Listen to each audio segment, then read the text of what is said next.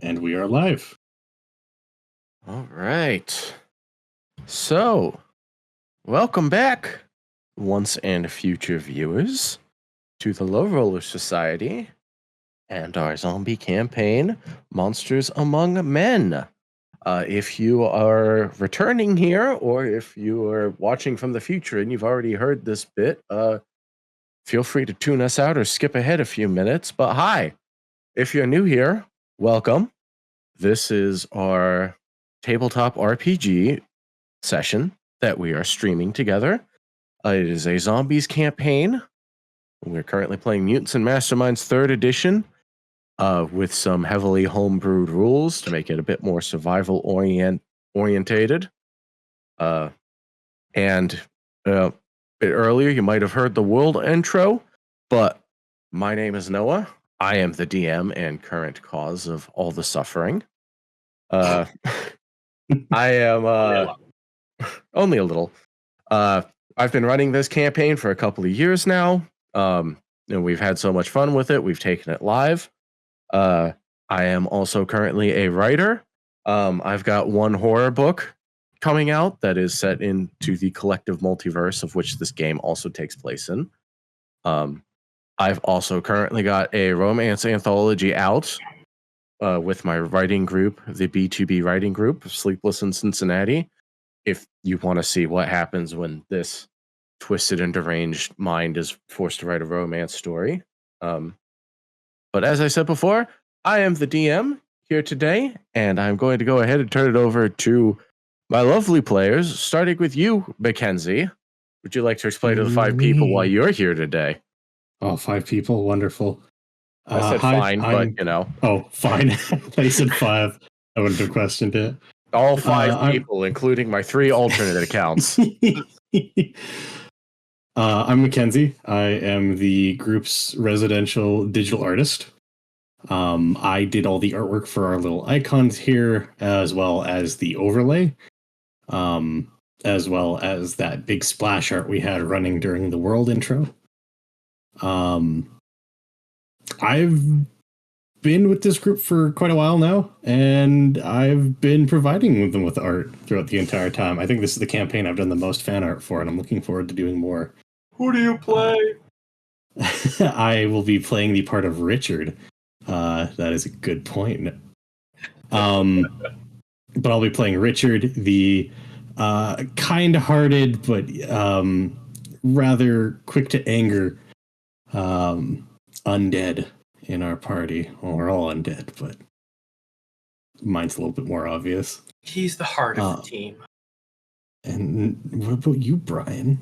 Tell us about yourself. Hi, my name is Brian Herman. I will be playing John, and I am a, shall we say, nascent voice actor and actor, mostly theater at this point.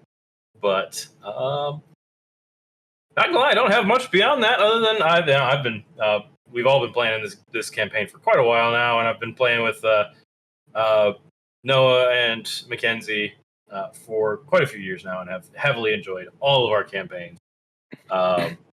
Currently looking forward to, well, obviously our return to this campaign, but also Starfinder playtest is out, and I won't go on too much of a rant about that, but I'm super excited for it. I asked. Thank you, Brian, for introducing our viewers into a different system than the one we're playing. I'm just excited. That's all it is. That's all. Fair enough. You'll also see we have a 4th person here, Henry, who is played by Jake in our group. Henry is someone who got kind of delegated to a player NPC style earlier in the campaign because Jake's schedule wasn't quite in alignment, but he will occasionally be popping in for radio calls, or if we're in the local area, occasionally joining the party. But right now he is away at the caravan that he is helping man. That said, you can also find all of our social medias down below on the stream, where you can see Noah's website, as well as his recent book, and the YouTube where VODs will be posted. And then my Twitter is there as well as Brian's, who needs to put more content on it. I just started there. You're just starting. It's fine. Yes, I say, as my website is still very obviously under construction, and there's a few pages missing. We're professional. So professionals. That said, we are once again welcoming everyone back to another stream. For the schedule of when you will see the VOD for this stream, we're going to be releasing it Friday of next week. And then hopefully we'll have our bi-weekly session the week after. So feel free to tune in every 2 weeks to either listen to us on Twitch and catch it live, or get the slightly more polished up VOD once it's up on YouTube. Yeah. That said, other things of note, we're going to be doing our best not to pay attention too closely to chat for anyone who is joining. We will have a halfway point here at some point throughout the stream where we will sit down and interact with the chat, do a little bit 20-minute break, grab some water, use the bathroom, yada, yada, yada, touch base with everyone before we will continue the second half of the stream. And then at the end of the stream, we're going to stop to hang out with the chat for a little bit longer before we wrap things up. Then, as we once again return to the dead world of Anomalous One and the ruined wastelands sprawled out before us, Mackenzie, would you like to give us and the audience a reminder as to what happened last time? Last time, zombies. Last session, we had a pretty major... the whole session last time was a recap. We recapped our journey up until now. Speaking of how John, Richard, and Henry first met and then eventually split up, only for John and Richard to run rambunctiously throughout the eastern side of the U.S., meeting the caravan, finding the skyways, warning Dakota Free Zone about a mustard gas attack, and as of recently, destroying the bandit city of Margaritaville and freeing a bunch of slaves that were there. This all being done as we reiterated this to a bunch of captive eyes around a campfire, as they heard our hard-to-believe tale, honestly. And as the tale had come to an end, Georgie, one of the members of what was essentially the Freedom Fighters in Margaritaville, realized that he had the modified radio we had gotten that had gotten us into some trouble, but also gave us a direct private line with the caravan. Private, quote-unquote. Where we wound up talking with... I'm drawing a blank all of a sudden. I'm so good with the name half the time. Rohan, thank you. We wound up meeting with Rohan, who was the leader of the scouts in the caravan, as he filled us in on the fact that the caravan had found the cache that was rumored nearby, only to be betrayed by one of the acolytes traveling with them, zombies that had been following chosen, quote-unquote, or more advanced mutations of zombies as far as we know.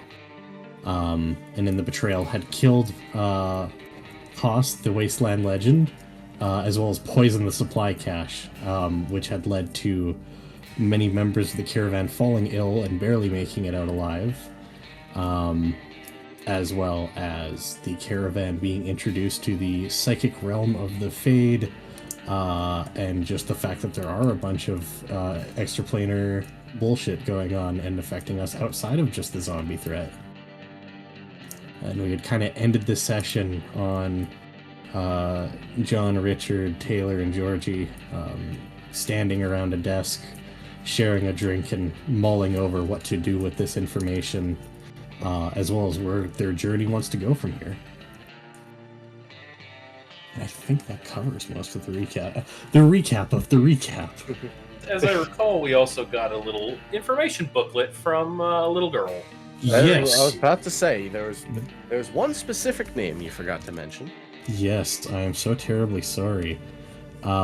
We had received a little pamphlet from a girl, Emily, one of the former slaves on this plantation, now turned farm, as she had handed us a hand-drawn story recalling the big bad, Moran, but known as the Man in Rags,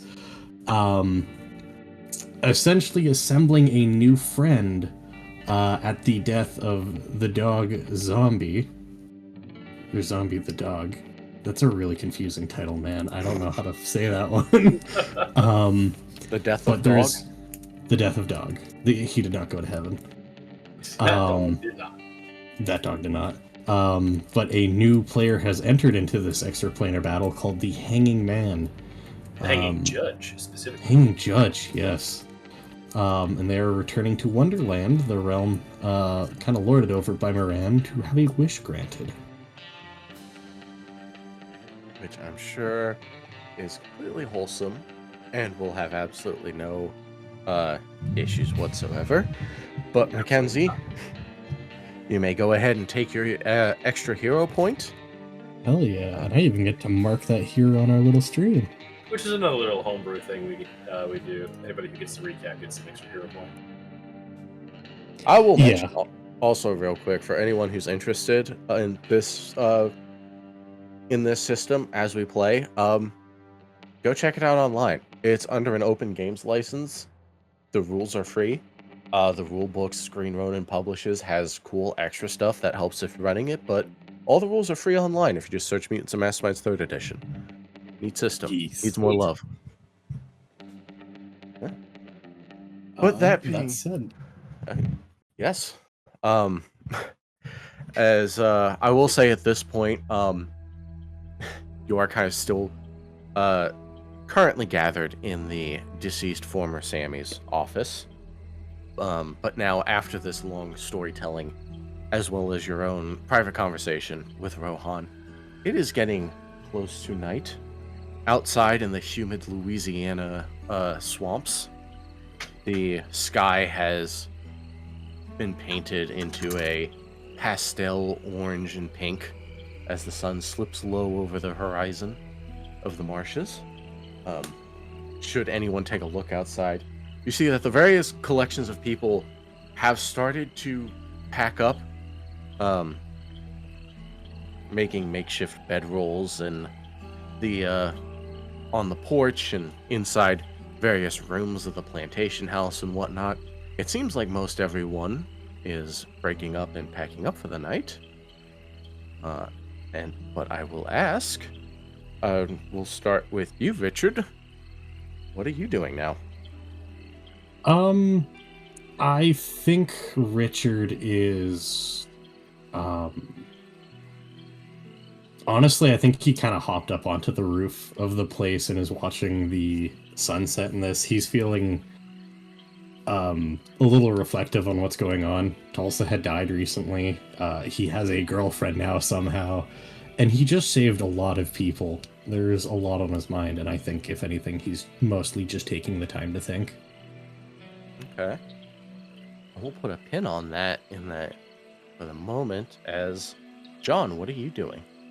If I remember correctly, last time we were here, there seemed to be one woman who, if not necessarily a leader, was something of a firebrand. I think John's actually going to look for her, seek her out, and try to identify people who seem to be like leading or pointing, people in any direction. Okay. Go ahead and give me insight or perception. Your choice. First roll. Let me just find those real quick. Perception, you said? Insight or perception, your choice. Fantastic. Ooh, pashkis. Oh, heck yes. 28. Okay. All right.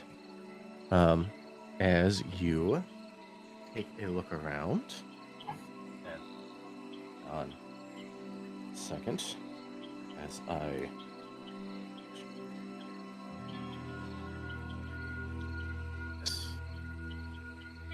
there we go. All right. As you take a look around, yes, as previously using your shape-shifting ability, you had infiltrated this plantation pretty well, seen quite a few angles, and now that you kind of move about the people. It takes you a while, maybe almost an hour, to find who you're looking for. There are quite a lot of people. There's almost 500. As you move about, you do see other individuals taking the lead. Georgie, for instance, seems to be pretty adept at, gathering people up, finding spaces, whatnot. You also see Rena in the crowd. That was you the knew, one, right? you knew her better as Lady Mirage in Margaritaville. Oh, yeah. And she's now wearing much more appropriate clothing. But she seems to currently be kind of with a group of volunteers looking around the plantation, taking stock of supplies and divvying things out as best she can. But the last person you find, the one slave who seemed to be newer and therefore didn't quite have her spirit as broken in as some of the other individuals on Sammy's plantation. The woman Julia, you do also see her in one of the bunkhouses, off kind of by herself, grabbing what appears to be a bundle of the better pieces of bedding and pillows and blankets and whatnot from the plantation house, and now spreading up along these concrete bare bones bunks that the bunkhouse used to hold the slaves, and attempt to make it a tiny bit more comfortable for all the people now. Gotcha. So Julia was her name, sorry? Yes, Julia. Wonderful. Okay. As John is going through the crowd, kind of smiling and nodding, brief conversation here. He's kind of just schmoozing his way through the crowd of people. Particularly, kind of just longer conversation maybe with Georgie, Rima, anybody. Making his way to Julia. And as he gets to her, he'll kind of notice her moving stuff around and approach her. Yeah. Help you with anything? As she kind of turns around, opens her mouth to says, blah, opens her mouth to say something, and then pauses, kind of takes a half step back, and, do I know you? You look kind of familiar. Oh, were you not there at our little campfire meeting? She pauses, then shakes her head no. Oh, okay. Well, in which case then, did you hear anything about, the people who might have come here from Margaritaville? From anybody else? Important question, and I'll tell you why in a minute. As he kind of puts his hands out to, like... We're kind of a big deal. Not quite, but, As she kind of gives a slow nod, looks you up and down, and so I'm assuming you're one of the two good zombies I've heard about then. Yep, the undead, unalive, re-dead, second chancer kind of deal, yeah. So you might have seen me, as he kind of looks around. There's other people there, I'm assuming, that might have been, put in with this conversation, as he will slightly shift, or he will, obviously shift his form to that of the man, or that he had used to infiltrate the camp. You might know me better as, well, this nameless man. Did I give him a name? Rodriguez, I think. And she does kind of jump back a little startled for a second, and then gives a nod and, okay, Sorry. As he shifts back to John. Flair for the dramatic, I guess. I see that. I guess it explains a few things. As he nods. Anyway, anything I can help you with? Well, To be honest with you, I'm not 100% sure. I know totally myself what I'm doing, as she kind of just gestures to the bundle of bedding in her hands and shrugs. And I mean, got a lot of people, and yeah, the sun was coming down soon, but this is about all I could think of. Hey, that's forward motion as he goes in, and he tries to take some off of her hands to help set down some bedding. Any plan is better than no plan. She gives a nod at that and kind of pauses for a moment, looks you up and down, and something tells me you're not here to just help me put some sheets down. That's because you're smart. But, I mean, I am also there to do that. But I did want to kind of float some ideas your way. So, it's no secret, obviously, that, well, old management's gone. But, plan is to obviously let anybody who wants to leave, and anybody who wants or needs to stay. But we haven't really had a formal discussion about it. I was thinking setting one up, maybe tomorrow, maybe the day after. And honestly, you're kind of the first person I thought of to be a part of that discussion. Gives a slow nod and then, well, given I know who you are now, and I can make a few guesses as to some of the other people you were, He nods. I don't quite think you're just looking for my perspective on how Sammy ran things. Oh, fuck that guy. No, I meant, the people here, generally speaking, outlooks, who might want to stay, who might be good where, maybe. Yeah, I know you're somewhat new to the whole thing, but not only do you, have the energy of youth, shall we say, because he gives her a sideways grin, but also, no, I am genuinely here for your perspective. You know some of the people better than, any of us do. And while some of us are real good at the management and organizational aspects of things, we don't know anybody here from Adam. Well, I do know some of the people who have been here longer, but also going to be honest with you, there's quite a number of new faces I don't know from Adam, as you so eloquently put it. He nods. Still, I think you could provide valuable input on it. Or at the very least, you could point me in the direction of people who I should talk to. As she thinks about it for a moment, and well, sure, I'd be happy to help out and lend you what expertise I've got in this conversation, though I can give you two pieces of advice right now. Please.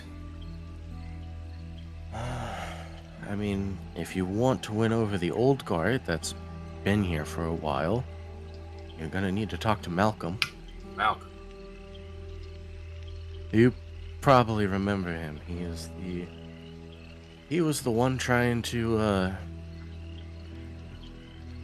offered some advice, as well-meaning as I'm sure he meant it to be, but he is the oldest living slave on this farm.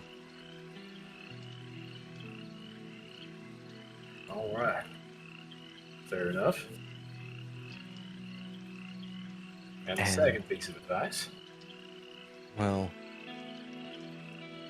I am probably the most optimistic person of the old group you're going to find here, so if you want any of the people that have been working this farm to stay, or honestly, even to move on and do something useful in the wasteland.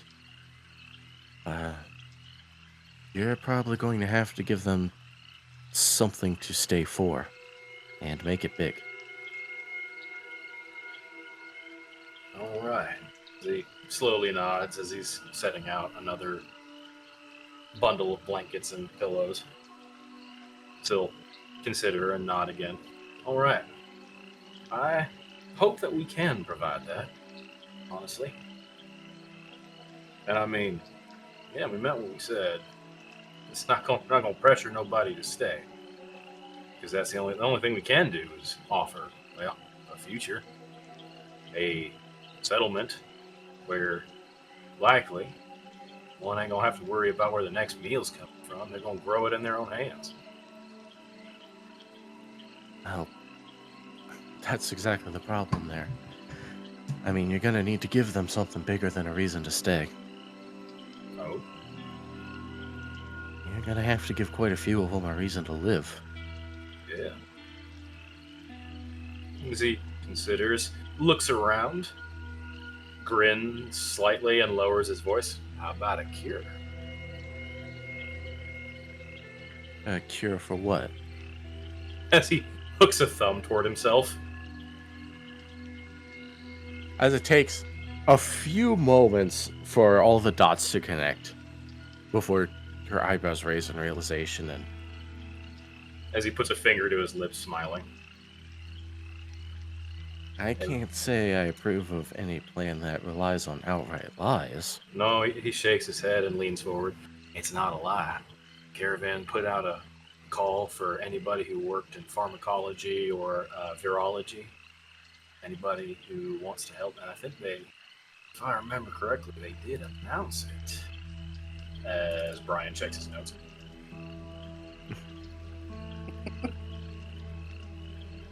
Oh, As he nods, yeah, all right, yeah, they announced they were working on a vaccine. They needed help creating it, and one of the most reliable, one of the best ways to help would be, in fact, supplying the caravan with not only food, but excess food, possibly to sell, get more capital, get more resources. As he shrugs. well, you better back up that proposition with proof, because most of us don't get news out here often. As he nods. Probably patch into the caravan again. Actually, wait a minute, hold on. Player question. Did, when we were having our campfire chat, didn't Rohan explain the whole vaccine thing? We had a little bit of a chat, and then he asked us to go to somewhere private. Fair He didn't enough. really reveal the whole discussion. We did talk about the fact in our story that, like, hey, we're working on a cure, but it wasn't directly from the caravan word of mouth. Fair enough. Fair enough. Okay. All right. Wow. I appreciate the advice. We'll possibly get Rohan back on the horn and back that up. But you think that might be enough?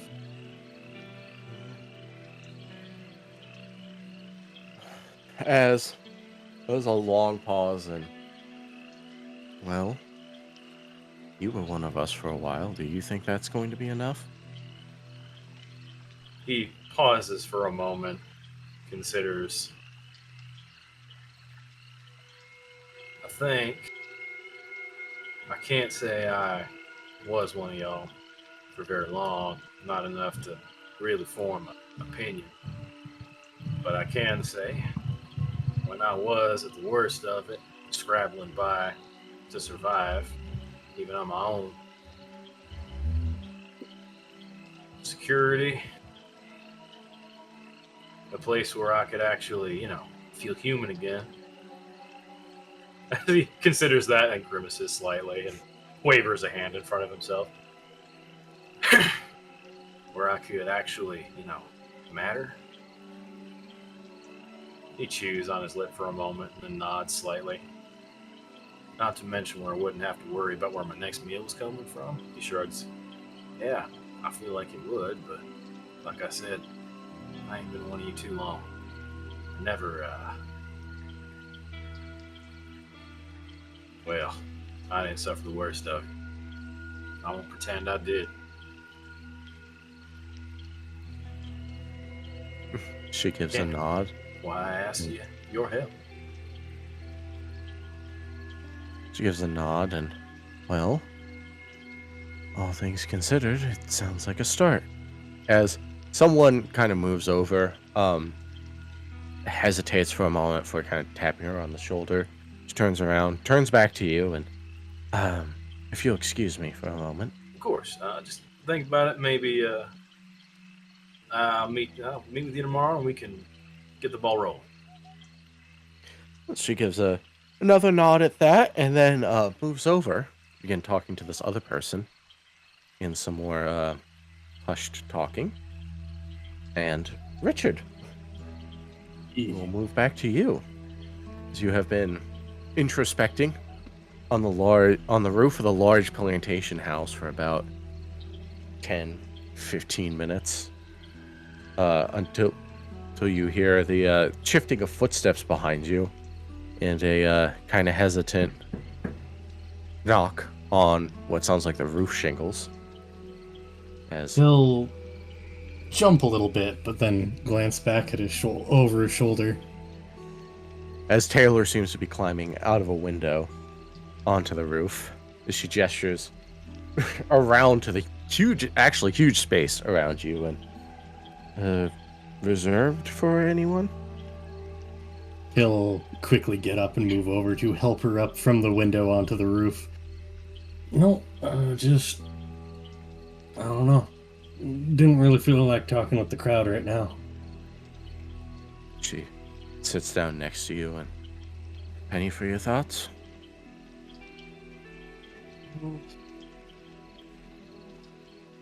I don't know, just it's been a real crazy couple of weeks. It's been a crazy month.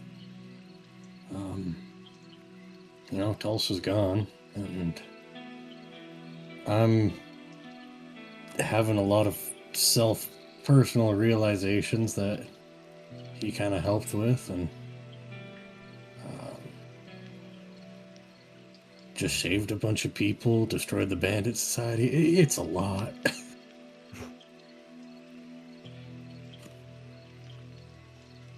She nods, leans up against you before asking in a bit of a quiet voice, "What's the wasteland like?" He'll put his arm around her and seem to think for a moment, still watching the sunset.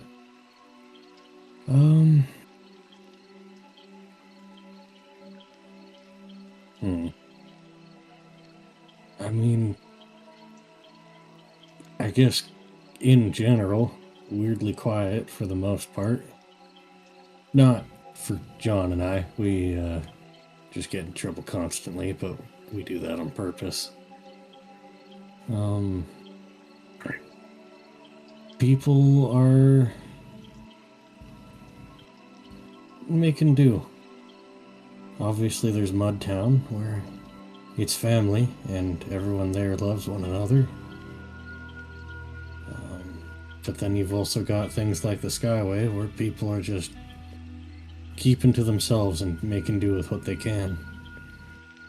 I will say it's definitely not the weird, tense war zone that Margaritaville was, though. So, keep checking over your shoulder, but don't worry too much about finding a guy with a knife behind you this time. What about the zombies? What are they like? Dumb, honestly. The bulk of them. They move in hordes, and usually it's pretty easy to avoid them if you hear about them over the radio, and thankfully everyone's actually pretty on top of notifying each other if something's gone wrong. So even if not everyone's buddy-buddy, they at least are willing to give each other a heads up. I guess I've never really thought about what the zombies are like. I guess... What... Is there something in particular you want to know about them? Well, it's just... I haven't been out there since the panic days. Yeah, I guess not. Scratches his chin, thinking for a moment. Zombies are, to a degree, as long as they're not being led by someone, which I think that goes for anything in this situation, they're predictable. You know that they're coming to eat you, so it's really easy to, for some of them, just outwalk them at times. Unless it's a runner, in which case you get ready to sprint. But they're dumb, and they're a lot easier to navigate than I think what you came from will be.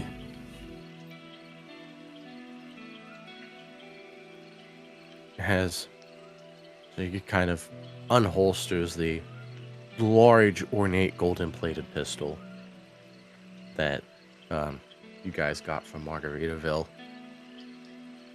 Looks it down and whispers almost to herself, I don't really know where to go.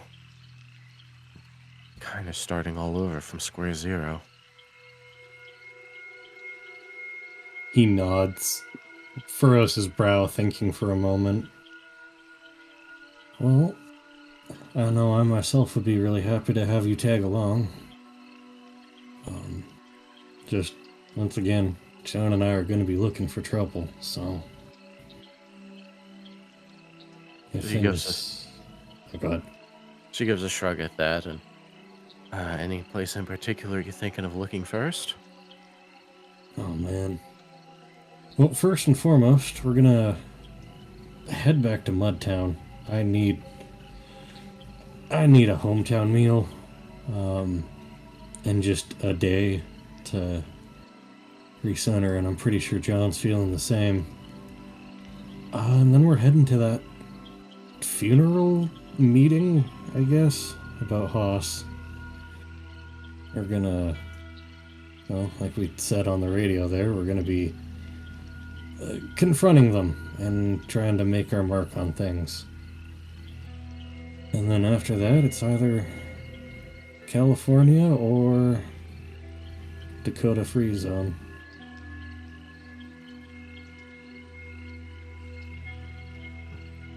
It sounds stupid, but we've been kind of just going with the flow of things. Every time we try to make plans, they don't really last. We kept trying to head to south quite a few times and got interrupted at least twice on the way here, so... Well, to be fair, it seems like sometimes your plans are just about as deadly as anything else you could run into, so... As she kind of gently waves the pistol. He does give it a slightly nervous look, but brushes it off. I don't know. It sounds cheesy and cliche, but you really do just have the whole world to go. If you decide the type of trouble John and I want to get into is a bit too risky. There's, Mudtown needs people to help protect it. This place is going to need people to help protect it. And then, obviously having another voice of reason that isn't John or I wouldn't be a bad idea either. Yeah, that is an understatement. I mean, look, next time John and I come up with a plan like the last one, we'll be sure to call you over the radio just in case.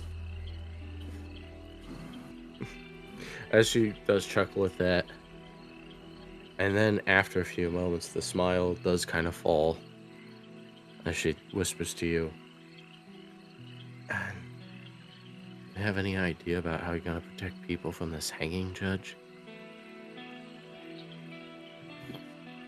Does furrow his brow, really thinking on it for a moment. I mean, I don't want to make you nervous, but honestly, no, not in the slightest. Unfortunately, the Fade and all the other stuff out there hasn't been something John and I can really fight against, and it sounds like the caravan people might be the ones dealing with that right now anyways. I mean, hell, we already had this argument before. I'm not worried about myself, but it sounds like you've got people you care about out there, and ones that don't have as big of a gun as I do. Yeah, I won't lie. The thought did cross my mind of maybe asking you to help protect those people. I mean, I'd feel better knowing that you're there among the people I care about since you are one of them. If they're safe, you're safe. Well, that's a little patronizing. I mean, you're one of the people keeping them safe, and if they're safe, it means you're kicking ass out there and also keeping yourself protected, because I know you're a lot smarter than I am. As that was a big chuckle, a roll of the eyes, and all right, I guess you just barely managed to save that one. Shakes his head a bit. Before he does, just flop onto his back, looking up at the slowly fading in stars. Oh, man. I don't know. The last 2 weeks I've been focusing in on destroying an entire bandit civilization. I really don't know where to go from there other than just the plans we already made, though. Do you got any suggestions? As she leans over to look you in the eyes, and she does have a smile on her face, but her expression is serious. She says, "Well, I mean, like I said, I haven't been out there since the panic days. You're the expert on the wasteland, but I have been in Margaritaville long enough to know about psychological warfare, and you were in that book, Richard. I just feel a little worried that this hanging judge character is going to be specifically targeting not you and John, but everyone around you and John." He does look up at her, finally pulling down his bandana.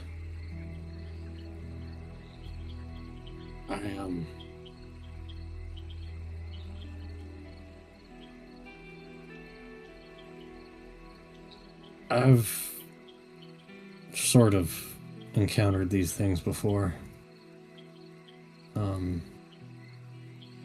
Otherworldly things. Hell, weirdly enough, one of the ones that aren't trying to kill us came to me for advice.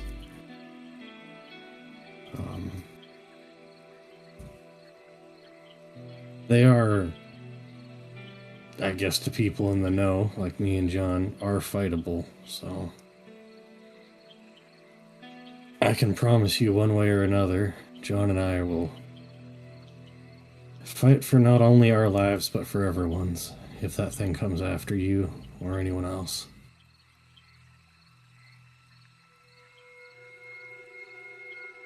Hopefully we can talk to Twizzles or...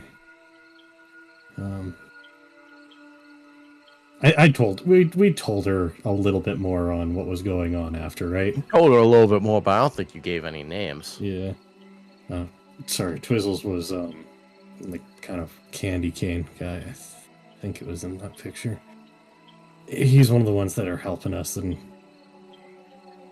well, weirdly enough, he's actually one of the reasons John and I are still us.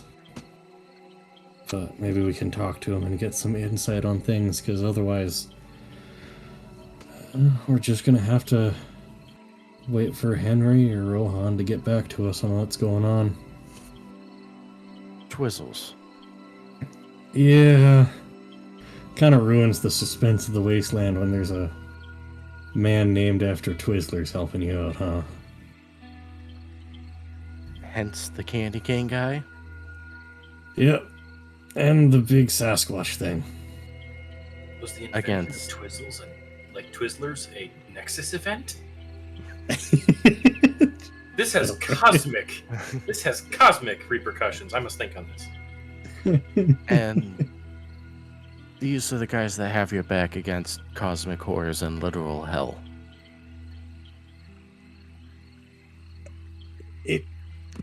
It sounds stupid when you say it that way, but yeah. Let's look at it from a different situation. We're the people that they're stuck with to save this world.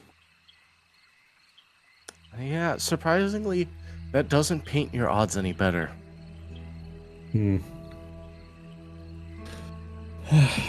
That said, though, best thing we can do is keep pushing on forward, saving things at the, personal level. And then when we finally get some more information, we can start planning for the bigger picture stuff. Like we told Rohan, we can't really do anything about it right now. But now that we at least know it's there, we can look out for it.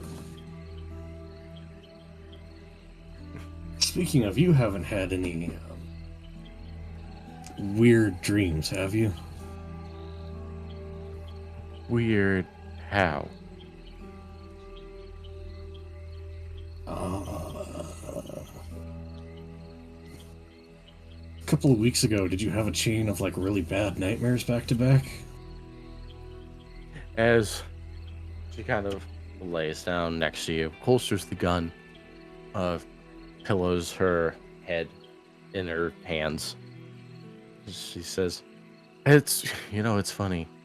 Usually I have bad nightmares. I mean, just kind of a fact of life nowadays, I guess. But the last couple of weeks, haven't been remembering my dreams at all.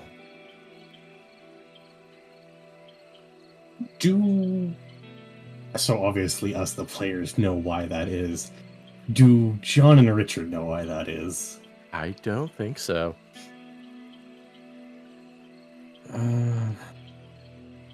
Have I remembered my dreams recently? No. In fact, you haven't really remembered any dreams after, you've had the whole fade thing, outside of, the really memorable ones where you have deep conversations with certain things. Still think for a moment. That's really weird. I don't think I can remember my recent dreams either. Well, there's a few, but those are related to what's going on, but in general. I wonder if John's the same way. As I think this is a good moment to bring it back to John. What are you doing now? Well, unless Julia had anything she wanted to continue talking about, I think he's continuing what he was doing there, finishing helping out before. I think he'll actually make his way to Georgie. Okay. As at this point, the sun has now completely gone down. What little light is left in the sky is very muted, dark blues and purples, clustered at the edges of the ocean. And it seems that now, most of the people have gone to sleep, with the exception of Georgie, who is currently on the front. Yeah. currently on the front porch of the plantation, slowly rocking back and forth on a rocking chair as he takes out this large military assault rifle and seems to currently be disassembling it and cleaning it piece by piece as you walk up, and he sees you and gives a nod. Hey, Georgie. Hell, you find that here? As is a chuckle, and well, not technically me, but saving Wachowski's life comes with a few perks. Huh. How about that? Wait, what? There's a grin, and well, almost ancient history at this point, but now I suppose I should bore you with the details. That don't sound boring, I'll tell you that. But Raises hey, you an want to be eye. cagey? As he gives him a grin and finds a spot to sit near him. I was just wondering where you got that thing. He raises an eyebrow, and you really want to know? He nods. There's a pause, and well, didn't used to always be in Margaritaville. I ended up with most of the SOBs in California, trying to chase the army till the government up and left us on the shores. And well, first Revenant and first Warband following behind on their heels. Bad bastard only went by the name of Jack. So, me, Wachowski, Nash,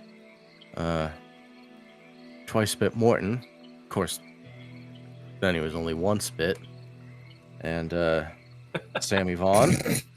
Fuck. Stupid. Stuck twixt the ocean and a army of zombies. With only a couple dozen survivors between us, I figured that we were probably gonna die, but we might as well, die fighting. And organize a resistance and surprised everybody by actually living through the ordeal. Holy shit. Yeah. He nods slowly. And so that's where you got, as he nods toward the pieces of the rifle. Well, technically it came later. It was a Wachowski got himself a bit over his head. He had the bright idea to drive a semi-truck through him, which, to his credit, must have taken out a couple hundred before there were enough in the tires to finally get him stuck. Pretty much everyone thought it was a lost cause, except me. I had one hell of a cow catcher on the front of that thing. Oh yeah. It was ugly as all sin. Welded together in maybe 5 minutes. But did its job. I had a 9mm and about 2 magazines, and managed to get him back out. So, I know, a couple months later, after I had already started heading down this way to deal with the Margaritaville problem, caught up to me and gave me this as a repayment. Man's many things, but he doesn't like debts. Huh. Duly noted. As he just kind of grins and thinks on that story a long moment. I don't know if I asked you. Probably did, and you'll probably have to remind me. Been a whole lot going on in the past, 48 hours, 72 days it. Let's see. I don't know. Checks a All watch bl- that doesn't exist. All blurs together at this point. But, what Just are you... shapeshifts a little watch that says "fuck if I know." He, as John will kind of grin, nodding. But what plans you got going forward? Well, like I said, promised Sammy if for some reason I could finally get myself out of Margaritaville, I'd head back to California, see how things are doing there, but don't know how long that's gonna take. We're actually planning at some point to head that way ourselves. And well, I got a couple favors to ask, if and you're willing to hear. Well, ask away, though I can't promise anything till I've heard them. Of course. First one is looking to start organizing this place. I've already talked to someone local. She's agreed to be a part of it. But I figured we'd take tomorrow just to feel things out and get everybody situated, settled, look at the worst of the injured, and all that. Then maybe a day after tomorrow, we make this place what it could be, or at least try to take the first steps. Maybe kind of a town meeting situation. Think you're pretty good at organizing people. Maybe you could help us out. She gives a nod, and I mean, I can chip in for a couple days, but who exactly are you fixing to run the place? Don't know yet. Honestly, it's kind of what I was hoping. One of the things I was kind of hoping to get out of that meeting.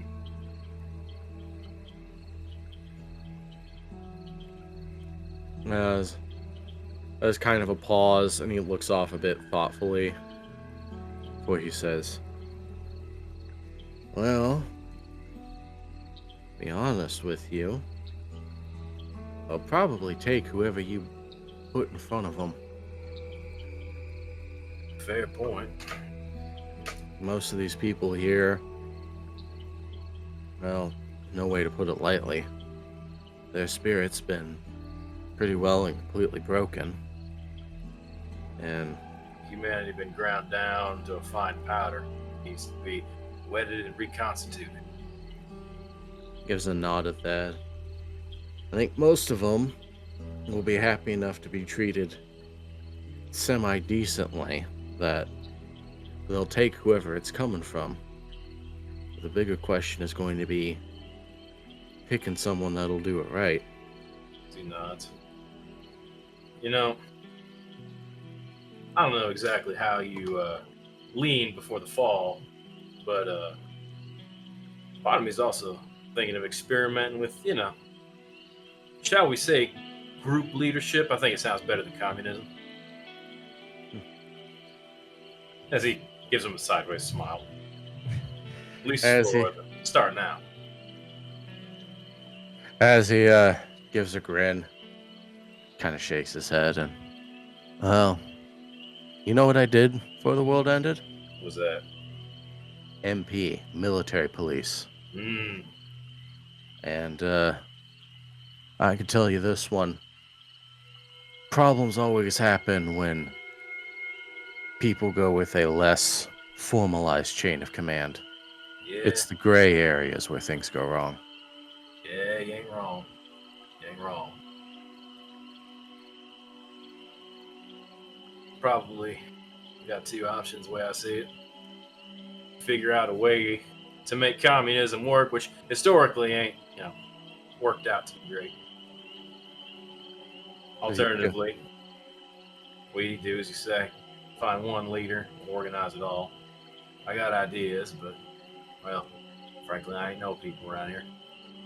Unless someone in your group might be willing to stick around. As he does give a snort. Well, I mean, you're in town making communism work, you might as well cut out the middleman and send him up to the free zone. Yeah, bet not. Well, as for my people, they haven't said anything yet, but I've got a pretty good idea on 2 of them that'll probably stay. As he raises an eyebrow and looks to him. Harry and Eliza, maybe? Nods at that. Nods back. He's kind of hoping. They seem inclined toward this place. I think it'd be real good for everybody involved if they did. Eliza, she was kind of your face, wasn't she? Yeah. She got any Was. actual management experience? Management, no. She's actually an actor. Shakespearean trained. No shit. Yeah. That was where most of her expertise comes from. And she's good. Taps his own chest and girl after my own heart. He gives another snort. Oh, why am I not surprised at that? Because you're such a good judge of character. Well, she's good enough with people. Got a good heart. Is usually able to has a pretty good eye on what's going on in their heads and whatnot, but she's not necessarily the boldest. And he kind of pauses to find the words before. If there's ever a necessary action that's going to upset too many people, I don't ever see her taking it. She's going to compromise, try and please everybody and please no one in the process. Gives a nod at that. Yeah, all right. Well, guess we're going to have to figure something else out. That'll be on the agenda for tomorrow. Well, thank you. Appreciate you. Any insider advice you'd like to give, I'll happily take. But if you got nothing, I do have a second favor to ask, and this is an even longer term project. Well, shoot. Fire away. As John will lace his fingers together, lean forward, elbows on his knees, as he takes a moment, long moment, nods slowly as he seems to organize his thoughts. I need to start setting up a spy network. I was hoping maybe you could help me. Spying on what exactly? Well, a few things. Scouts would be great for zombie hordes, hot zones, all that. That's gonna be some high risk stuff, but also places like thing that might pop up like Margaritaville, places like up north, Kingdom of Quebec. Human settlements. See nods. Something kind of. Continue. Well, we've been going into a lot of places blind. That we got people working against us. Our own people working against us. Maybe spy isn't quite the right word, more like an information network, but it kind of amounts to the same thing in my head. Somewhere we can trade information. But the reason I'm asking you for a big favor on this one is I need as he looks around and makes sure there's no one else close that might be listening. As he lowers his voice. I got a secondary objective. Secondary objective. He nods and looks to him. Can I confide in you, Georgie? Pauses and gives a nod. I'm worried.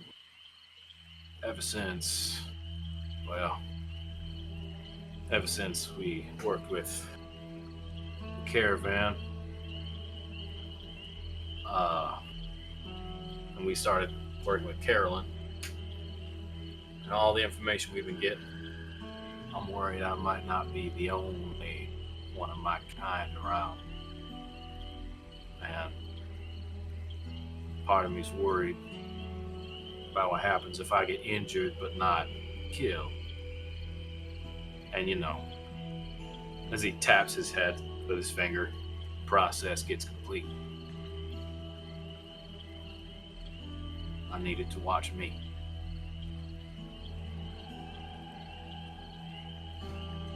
As a long pause before he kind of rocks back and forth on the chair, thinking for a moment before he says, well, the issue then is that you start this program, and I'm not necessarily saying it's a bad idea, but you start putting scouts in human places. You've already opened up that door. He nods.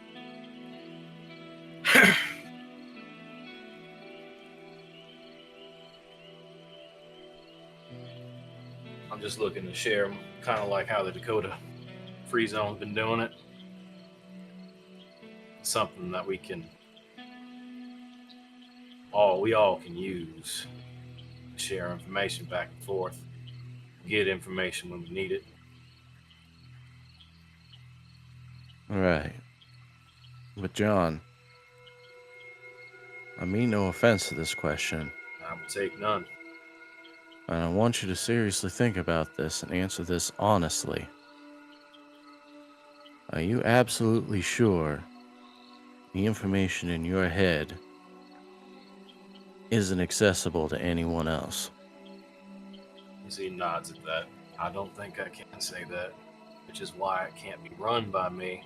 I can't access all of it. Can I help organize it? Maybe. Can I maybe recruit? Maybe. But I need somebody else to run it. Because if I run it, it's all compromised, just like the radio. Gives a nod. Continues to rock back and forth in the chair for another moment. Before he continues. Well, then that moves us on to our second biggest issue. What's that? Potentially compromising one network of information for another. Cocks his head at that. There's a... I think I might have mentioned this before, but we've got an agreement across several actors in the wasteland. Share info whenever it comes up. Black Hawk, Lucas Crosley, Wachowski. It started that day that after we defeated Jack and the war band. Try to make sure that everyone was armed with enough knowledge, but it came with a compromise. You participate in the network, you stay out of everyone else's backyard. That way, you guarantee that what you're hearing isn't being used to undermine your own neighbors. He nods at that. Chews on his lip. Well, then it can't be affiliated, I suppose.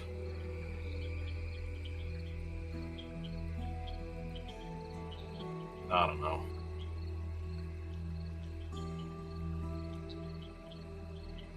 I guess I'm just looking for some way to... shit. I just want to do our job a little easier. But maybe you're right. Maybe it's not quite worth the effort. And plus, well, you're right.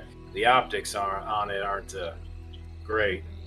Here I am saying I'm not like other zombies, and yet here I am trying to infiltrate settlement. Grins. I'm not necessarily saying it's a bad idea, or that it isn't worth the effort. Just one that if you're serious about, you're going to have to approach very carefully. I appreciate that. Guess I'll think on it some more. And I'd appreciate your help any wish you want to give, even if it's just advice. Well, got one more piece for you. Please. You set up this network. Very first thing you're going to need to do before you set anything else up is make a patsy in case it all goes sideways. Oh, yeah? See, gives a nod, and I mean, simple fact of the matter is that's going to be your foundation. You're going to need to cover your own ass on that, and that means everyone you recruit, every channel of communication you use, is going to have to be tinged with that specifically. That kind of effort requires you to make that first, and weave the other things in later. You try to do it the opposite way, there's going to be too many holes in your cover story. Huh. Now, if I understand you correctly, are you saying I should have some sort of alter ego? Well, if you think you can make someone that's convincing enough to do that with. Otherwise, attach it to a name to someone who would conceivably consider the same action. He pauses for a second and then slowly grins. I might have an idea. Oh, no. There's only two things that are going to come from this. Either we're about to watch John also have his own form of multiple personality disorder, or he's going to frame his ex. I like how you call him the X and also hate that you nailed it. Gosh. But yeah, John will nod and I'll think on it some more, sleep on it. Speaking of, we got a rotation. As kind of shrugs and me, Sid, and Henry can cover tonight. You too can rest. You've earned it.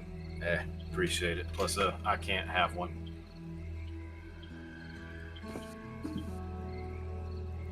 Not one alone, anyway. If you catch my drift. I'm not sure I do. Coyote, remember? Bunch of sleeping people. I'm the only one awake. Gives a nod at that. I can help. I'll be on a watch, but not alone. Not here. Especially not here.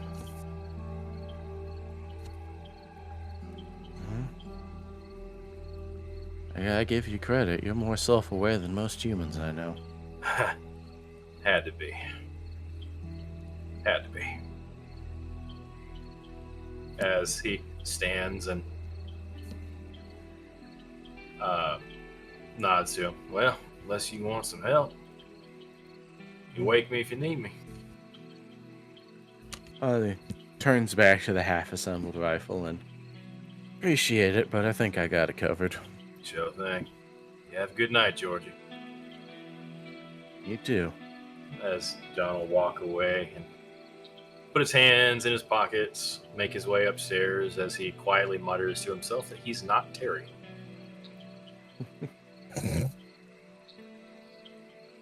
Yeah. And as you do that, having to step over the odd person, curled up in the hallway, Richard. You are back on the roof. The ghosts of purple and blue have finally given way to black. The swamplands have come alive with the sounds of frogs and crickets and a roaring, cicadas, or absolute roaring din in the in the humid night. As you are lying on the roof, you do hear very gentle snoring beside you, as it seems Taylor has fallen asleep. It takes a moment for it to click for him.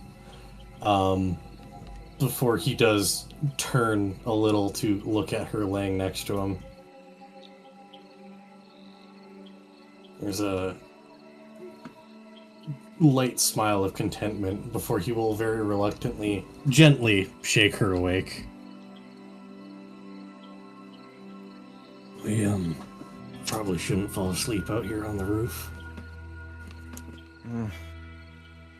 She kind of very groggily gets up, blinks some of the sleep out from her eyes, and then looks down to all the other people in makeshift camps and bedrolls sprawled out across the plantation, and do you have a better idea? He'll pause for a moment and consider it.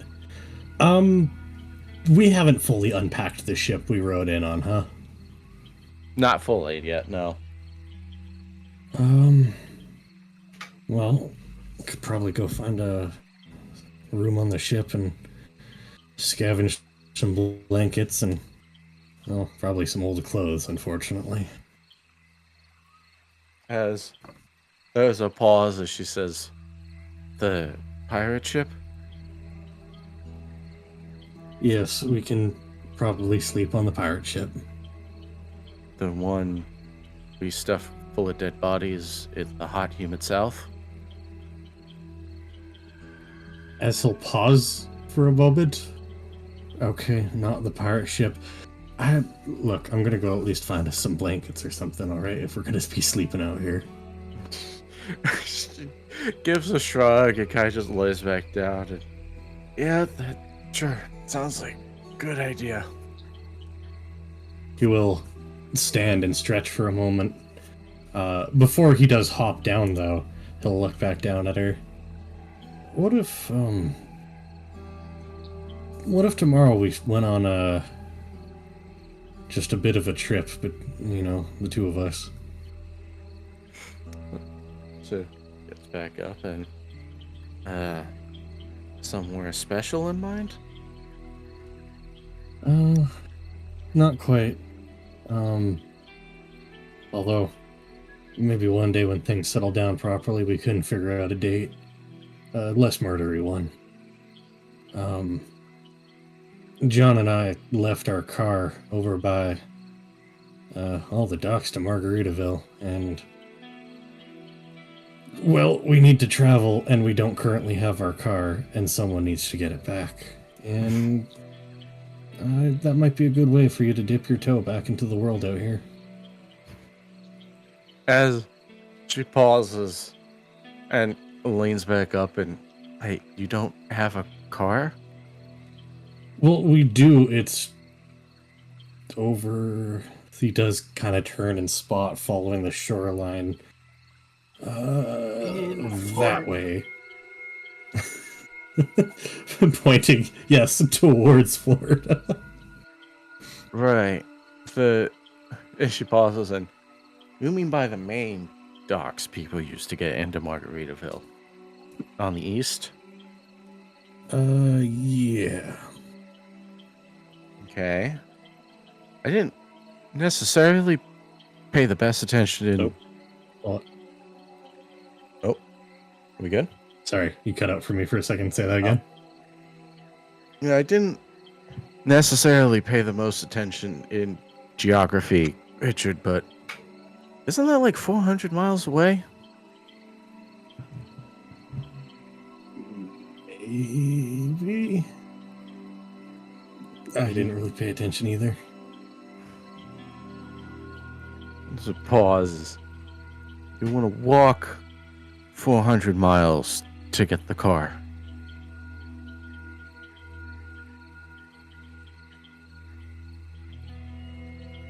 Do we have another car here? As the tractor, though I don't think that's going to get us there any faster.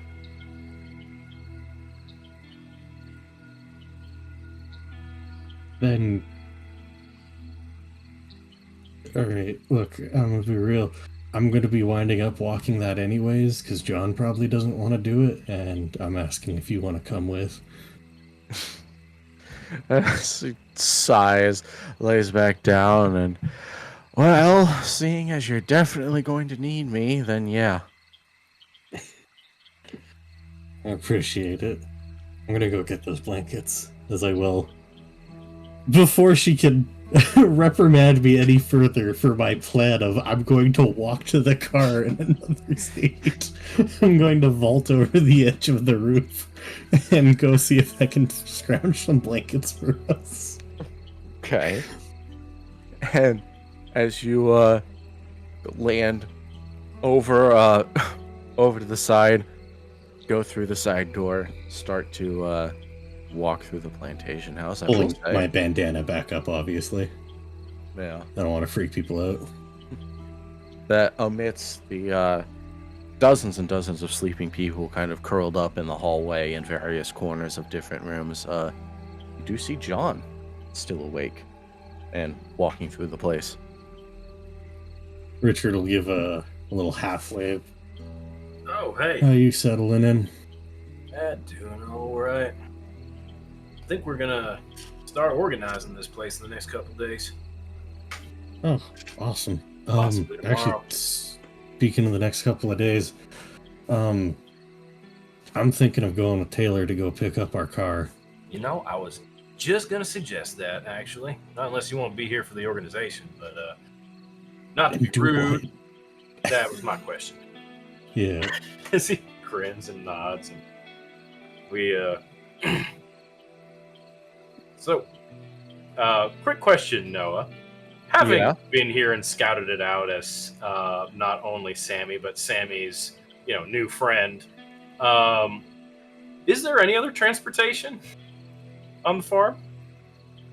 There's the tractor, and there's the boat. Oh boy. Well, boats, we had the big pirate ship as well as the boat that towed it with the mega motor. Sure, but I will say, you do know the pirate ship is not necessarily seaworthy, hence the need to tow it with the other boat. Now, the mega motor boat. The motor got transferred onto another boat. It did. The original boat was obliterated against the side of Margarita. That is true. I was gonna say, would it almost be worth it to just boat around Florida? I don't think so. Almost. Oh no. But at what cost? That sounds like a series of skill challenges to me. It does. I would love to see what would happen if you fail that specific set of skill challenges. As John will nod and pull out the map. Glance around. So we've gotten by the docks. We're here.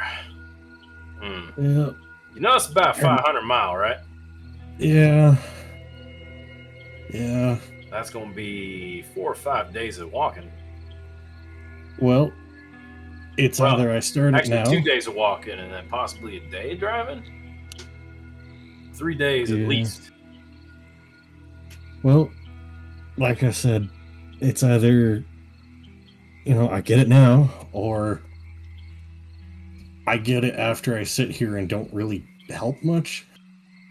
He nods at that.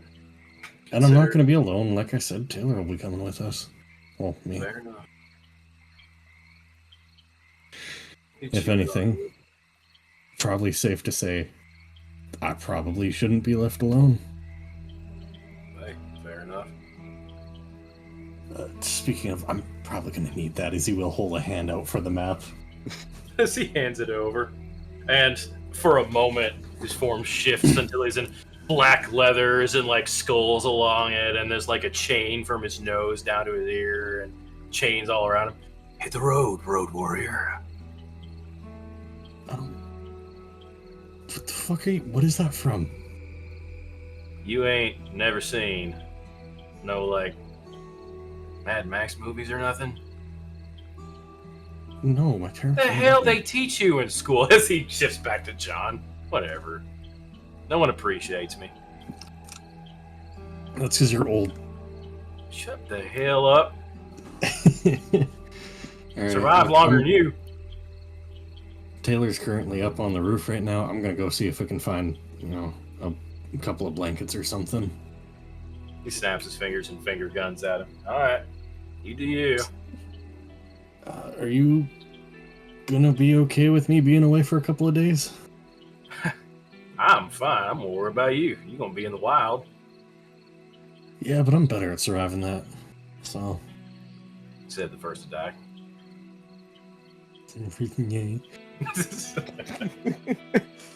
In all fairness, I was 18 when I died. How old were you when you died? All right. Listen here. Yeah. As he puts his hands up, let's not get into this anymore. Richard will shake his head and then start turning away. You have a good night, John. Hey, you too. Well, if we don't find a better idea tomorrow, well, good luck. I will come and say hello and see you later in the morning. Yes, I'm good. I will head on my way to, I guess, try and find a storage room, this being the first time Richard's been here, and he is lost as fuck. You want to give me perception? Sure. Or investigation, if you'd rather, but something tells me you want perception. Fun fact, neither of them are good. Open my character sheet back up here. So you said perception or investigation? Yeah, perception's better. By barely. As he rolls a 3 for a total of 6. Man. Hey, Richard. Yeah, what? It's like this is the third time I've passed you now in the hole. John just puts a hand out on his shoulder, turns him around, points him the other direction. This place is too big for what it was. Is he sagely? It's like, well, head the direction and hopefully eventually find blankets. Yeah, so this does finally point you to a door that you could have sworn you checked before, but opens to a small closet. Seems to have 2 kind of almost army cot level blankets in them. One of the few that haven't been taken at this point. He'll sigh and consider it good enough, as he will leave the room and glance down the hallway at John, kind of holding them up to show he did find them before he will return to the roof with Taylor. Okay. And as you return to the roof, kind of lay it back down, lay it over her. She mumbles something incoherently and snuggles up into it. And sorry. I was going to say, I think Richard probably stays up for another hour thinking before he does settle down next to her as well. But... And I think here, with the party going to sleep and awaiting the dawn of a new day, we might take a brief intermission.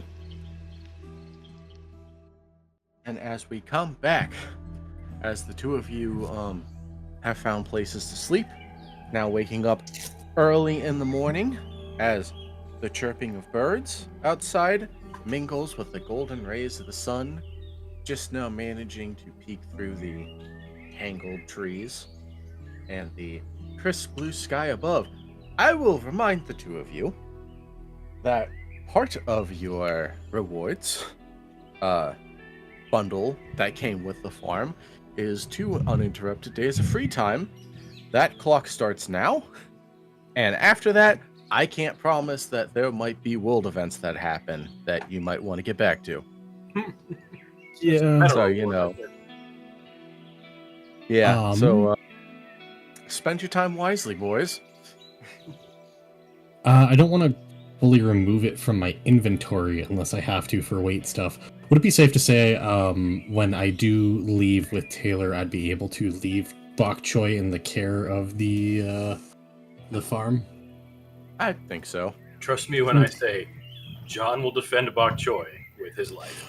Oh, no, I think it's specifically Richard has searched John out to drop off Bok Choy, and makes a very firm reminder that, remember, the last people who tried to steal this chicken are now at the bottom of the ocean. Future people who try to steal or harm this chicken will suffer similar fates. I forgot that was. I forgot you guys had a whole rescue operation for Bok Choy at one point. Oh, we did, yeah. Yeah, when we had to disappear in Margaritaville, they raided our rooms and they stole our chicken, and then they tried to eat the chicken. And Yeah, that's right. we left the place, unfortunately, pretty intact when we got Bok Choy back, but that place is... We stole their food supplies before we left, so, you know, Oh, yeah. eat a dick.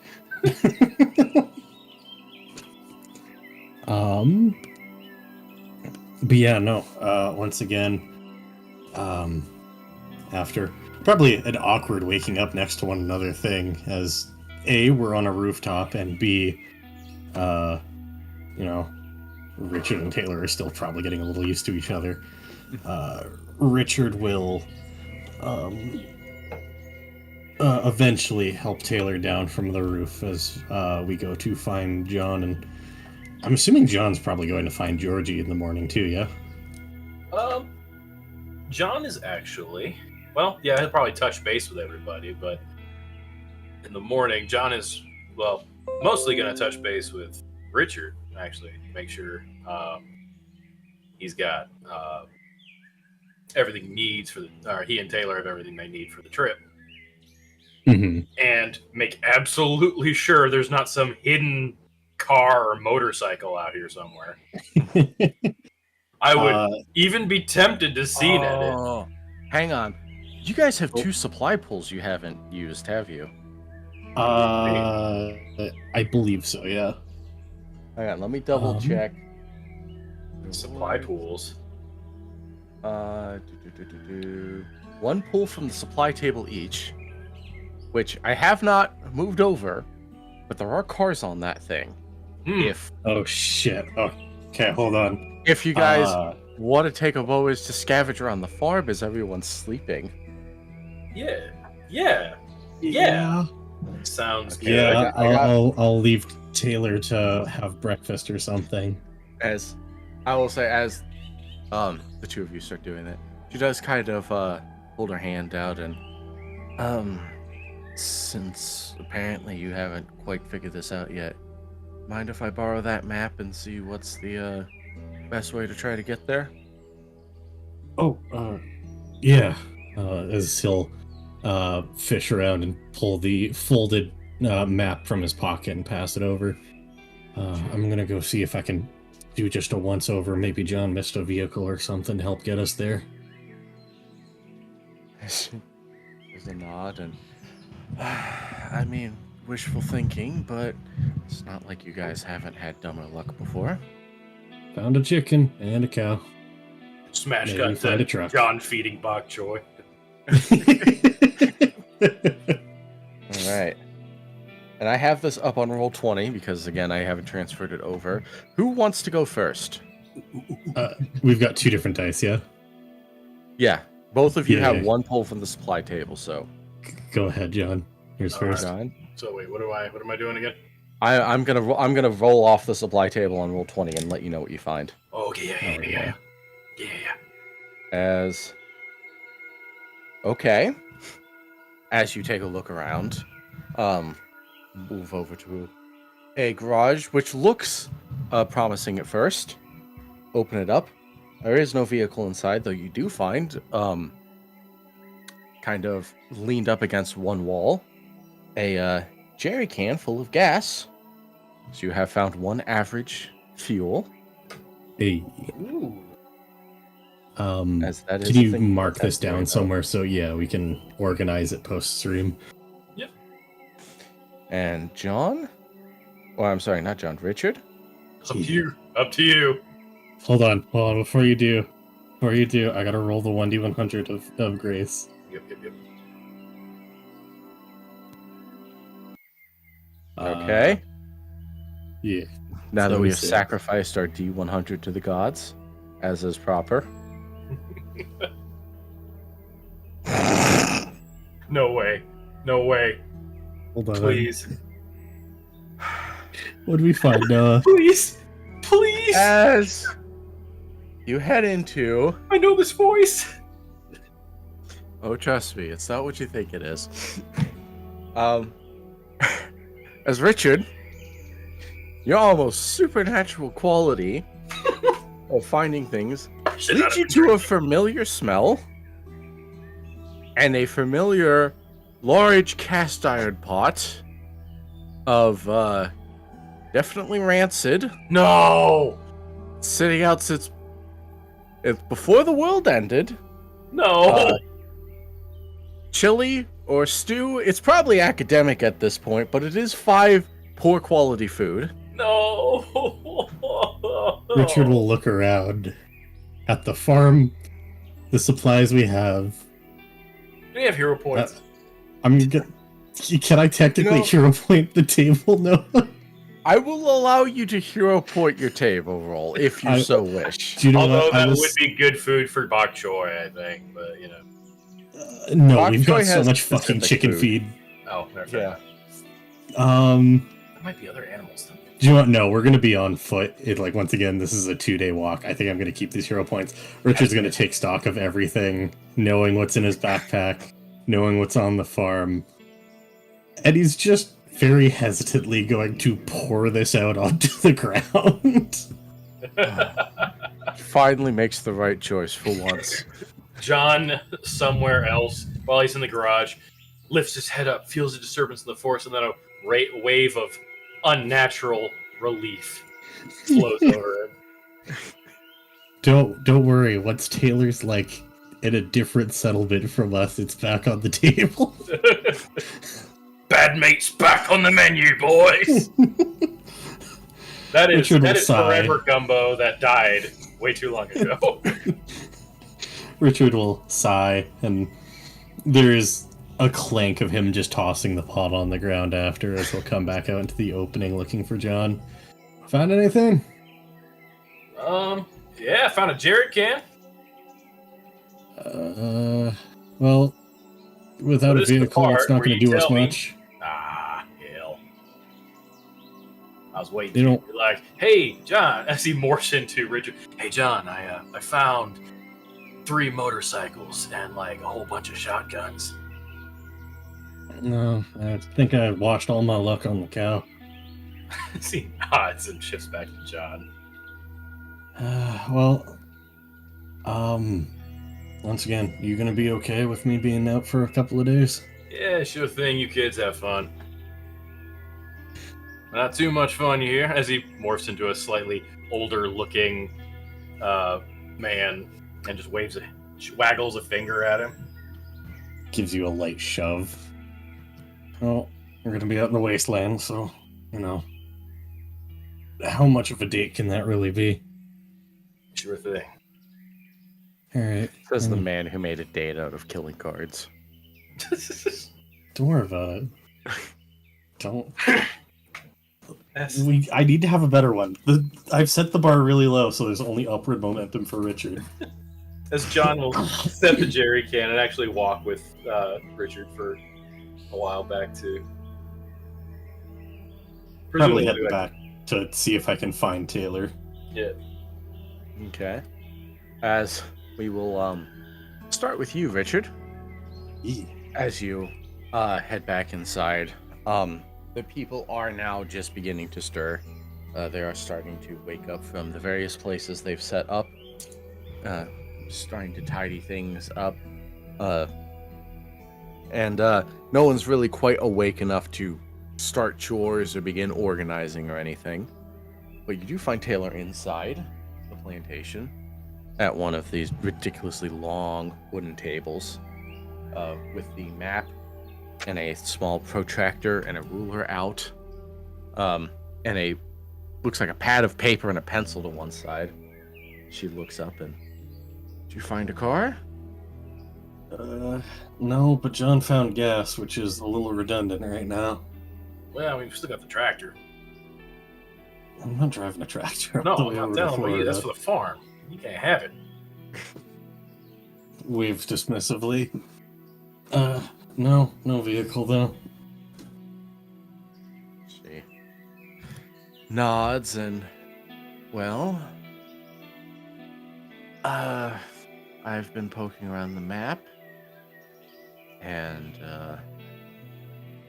discussed some things with Harry, and there's 2 ways we could get your car back. What are we thinking? Well, do you want to hear about the safe way or the really dangerous way first?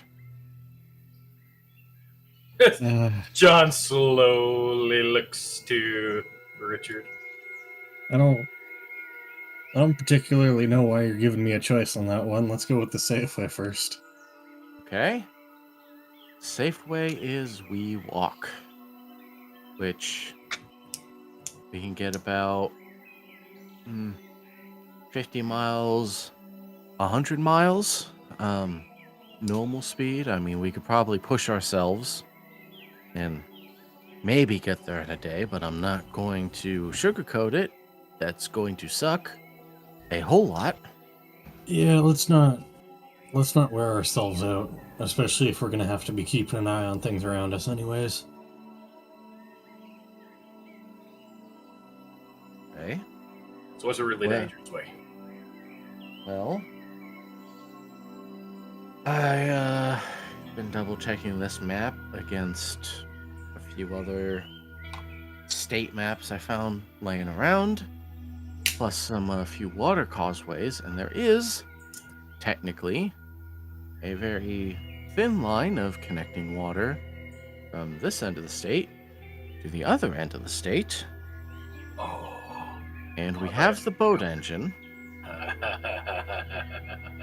Don't do it. Last time I saw someone put that engine on a personal boat, I also watched it explode against the side of Margaritaville while I leapt away with you in my arms. It is slightly safer at this point. Slightly. Hence why this is still the dangerous option. But Harry thinks it could get us there in about an hour and a half. The hell? If it doesn't kill us. Yeah, I'm gonna be honest, I'm not wanting to... I'm personally fine with the walking. I'm used to that up until now, but all things considered, I also just don't want to step into a death trap while trying to get you used to the outside again. There is a chance we could maybe do a little bit of safe and a little bit of dangerous, though. With, everyone getting out of Margaritaville, there's probably bound to be someone who had a car nearby that might be driving off, and... well, I guess we can keep an eye out to, pick off some remaining members and loot their car. There's just kind of a pause, and I mean, as much as I like the idea of carjacking a bandit, the docks they would all arrive at are at the other side of the state, which is where we're going. Yeah, but if we're going to be spending time walking, they might have started driving this way. I'm putting out hopeful thinking. I just want to make that clear. I think walking might be best, personally. If you're up for it. Well, I mean, cross country was never my thing, but can't necessarily say I was looking forward to the boat. Yeah, the boat is assuming we'd make it there intact. I can at least guarantee that while it's slower, we'll get there in one piece by walking. We definitely have food and water for a trip like that, though.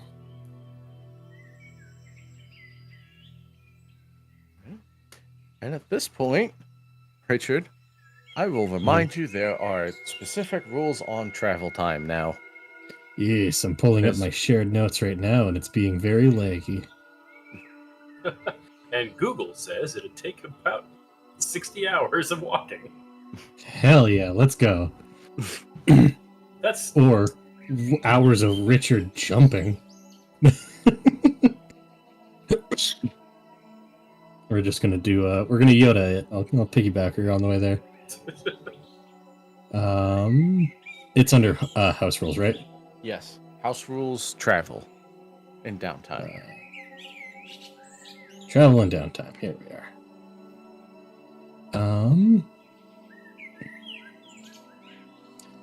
So have 2 blocks per day. Each block allows you to travel 100 miles. So we're probably going to be gone for about 4 days. That's for the car. Yep. Oh, that's via car. Scroll down to Without the car, you should read that section on hiking. Run, build, hunt. There's also double timing. Yes, and redlining. It's right above downtime activities. Under redlining. So dyslexic. Oh, here we go. There you go. Hiking. Yes. These are on foot, your total distance distance is traveled 50 miles. Son of a bitch. Traveling on foot gives you -1 penalty for all fort saves. The penalty goes away after the night's rest. You can choose to double time or redline while hiking. And double time reduces your will save. Yay. So yes, double time will allow you to add half of your travel distance for your total. It gives you -1 to will saves. Redline allows you to take double your distance to your travel, but it gives you a -2 to a will and another -1 to fort. I think the unfortunate thing is we're still going to want to take this on foot, unless Taylor at all seems to be leaning towards the boat. Because, don't get me wrong, I do have points in vehicle. I have 4 points in vehicle. I am not in any way confident that 4 points will allow me to survive the boat. You also have 3 hero points. I'm just saying. Survive stupider. I mean, you did get shot in the chest by me. I shot you in the chest. Is that the stupider that I've survived? That's one of them. And you also kung fu fisted zombies at the Tesla coil, so like, I think at this point I don't put anything past you. 8 apocalypse tuna ham wraps.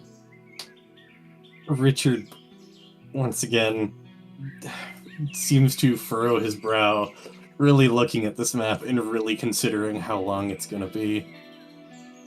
I mean, we definitely got to make it back for the funeral.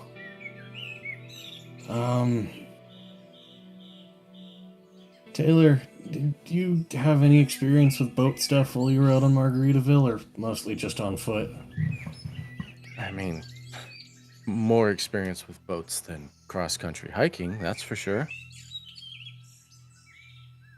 We're probably going to be gone for like 6-7 days if we do it by foot. 3 days at minimum. 3 days at minimum, yeah.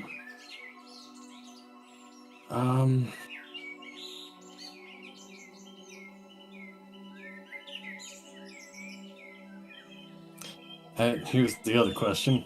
Would anyone be coming with us to take the boat back home? There's a pause. She looks at you and, is there a reason you wanted to keep the boat back home? I mean, dangerous it is an asset. It did run like a normal boat before, we made a drag racer out of it. There's parts out of it. Be useful. But it could also be something we send somebody for, when we got time. We need that car. We don't need the boat right now. Yeah.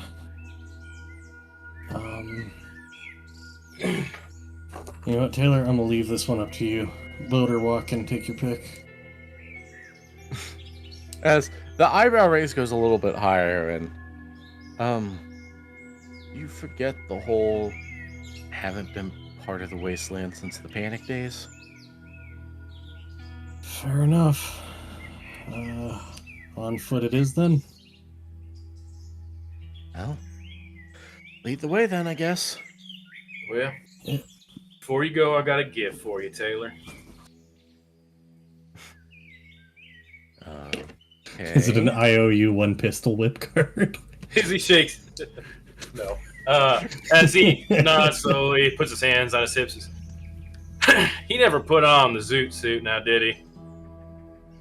Oh, unfortunately, no.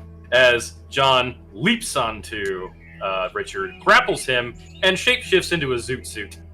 Don't stop. Like 2-foot shoulder pads on either side, just bright, obnoxious yellow. Just full on becomes a zoot suit for Richard. Richard just looks panicked at everyone around us. As John has basically power suited himself into the most ugly fashion onto Richard. As there are several people that watch, and Taylor gives a very slow blink for saying, there is so much to this, I don't know what to unpack. He's warm. Well, not really, but like I feel him. John, get the fuck off me, please. Richard looks like he's about to panic cry. Not first, you gotta snap your fingers. Go on, do it. John, you're being very bold for someone being worn by a very sharp man. You ain't no fun. As he steps off and like morphs into another version of Richard. Taller, more well-built, wearing the zoot suit. Perfect teeth as he starts snapping his fingers, very jazz-like. I'm gonna go pack my bag. He's just walking away at this. He needs to speed walk away from John. Bada zoot. You should have worn a suit. As Taylor kind of opens her mouth, stops, points to you, John, opens her mouth again, stops, attempts to say something one more time before she kind of gives up, and I'll see you when we've got the car, I guess. As John sighs, returns to his form, puts his hands in his pockets. Again, ain't nobody appreciate me. John, what the fuck? As he puts his hands up and walks away. Well, now we have somehow an even worse version of the box conversation. No. except everyone was there to witness it. Nope. Box is weirder. No, I was inside you and you were my clothes. I maintain the box was weirder. Your bones were wrapped around my body. On the back so nobody can see it. Part of the scene. As Richard, when Taylor probably passes by, gives the equally weirded out, what the fuck was that look of terror before we continue to pack and head out, assumedly without even leaving John a goodbye at this point. As you guys pack completely in silence. It's just in silence. Do not give John a farewell. And as you start to head out across the plantation, what you're at the point of the outer fringes, there's a moment where Taylor kind of clears her throat and if I say something, you won't think it's weird? I just wore my best friend. I don't know if there's weirder. Well, it's... She kind of pauses and... Well, at the end, when, you know, he was you, it just... And there's another long pause and a hesitation, and... It just made me think of something kind of silly, and... No, maybe I shouldn't talk about this. He does pause in the middle of our walk. No, like, what's up? Oh, it's just... As there's a very clear blush on her face now, and just made me realize that, you know, if I Not saying that I would, but if I ever wanted to, see you kiss yourself, it's technically possible. He just he's kind of flailing and struggling to get any form of words out before he just turns and keeps walking. I don't know which of these two moments today were. You're not wrong, Taylor, but we don't think about that. Yeah, you're right. We should probably just never talk about that ever again. Why would you think about that? I don't know. It just came in my head.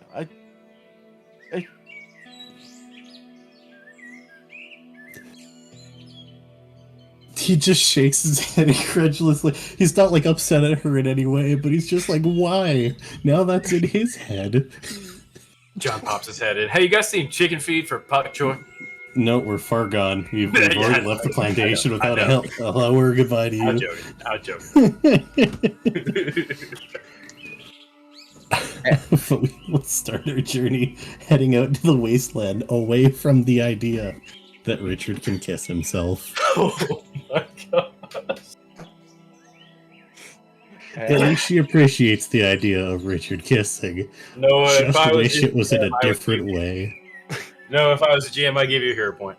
Thank you. Take away a hero point. Thank you. Bounces out. That's all things should be. As we will head back to John, I will say, Mackenzie, if you want to think about how exactly you're walking to the car, whether or not you're hiking, double timing, or redlining it, when we get back to you. I am going to mute for a moment as I transition downstairs. Okay. We will head back to John now. Oh gosh. You've left them with that image to mull over for a minimum of 3 days. As John just walking away, smirking, self-satisfied, as he'll make his way, actually, to Malcolm. Okay. As you want to give me perception or investigation? Happily. Pachow. You rolled that privately. I will. I did. You're right. So it doesn't count, right? Can I see that somehow? No, I can't at all. That's odd that you can't. It's a self roll. That's why. But it was an 11. Actually, it was a nat 1, I should say. So I'm going to. Are we going to hero point this? I don't think so. Only because, I mean, I don't know. I'll keep it and save them. Okay. All right. As you take a look around, the plantation is now fully starting to get wake up. There are several people moving about, and there is a lot of confusion at the moment. The majority of people seem to be kind of standing around, unsure of what they should be doing, if anything. A few loose groups of volunteers have started to unpack supplies from the boats. A few loose groups of volunteers seem to start organizing things at the plantation. And you don't see Malcolm.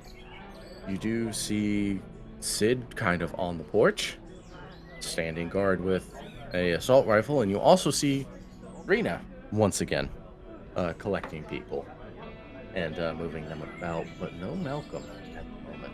Interesting. All right. Well, he'll let's see here. He'll pause for a moment. Not finding Malcolm. Can you see Julia where he is at? You can find Julia. All right. All right. In which case, he'll failing to find Malcolm, he'll move over to Julia and Actually, where's Eliza been this whole time? Or is she helping people? She is also helping people at the moment. She seems to currently be in the plantation house. Gotcha. Okay. In which case, then, yeah, he'll make his way to Julia, kind of looking around lost for a little bit. So, hey, Julia. She looks up, notices you, and oh, hello again. He'll nod. You told me about Malcolm, but I can't seem to find the guy. As there's a small kind of brief grimace on her face before she nods over to one of the furthest bunkhouses in the fields. There in the corner. I appreciate you. Everything going all right? For the most part, though, gotta be honest, there's a lot of people confused as to what they should be doing. Sure thing. I know it might be a bit of a sour point, maybe nobody wants to, but as he nods out towards the fields, might not be a bad idea to still tend to them. If you want to, I don't know if you're doing something right now. Please continue if you are, but I mean, eventually every one of these people's got to eat. As she kind of gives a nod at that, and well, whoops, ignore that. Oh my gosh, Julia, you okay? Everything all right? Nothing happened. You heard nothing. Someone tripped over the pot that Richard poured out on the ground. 100% in the background. Who put this pot here? What is all this? What is this stuff? It's Why is this so bad?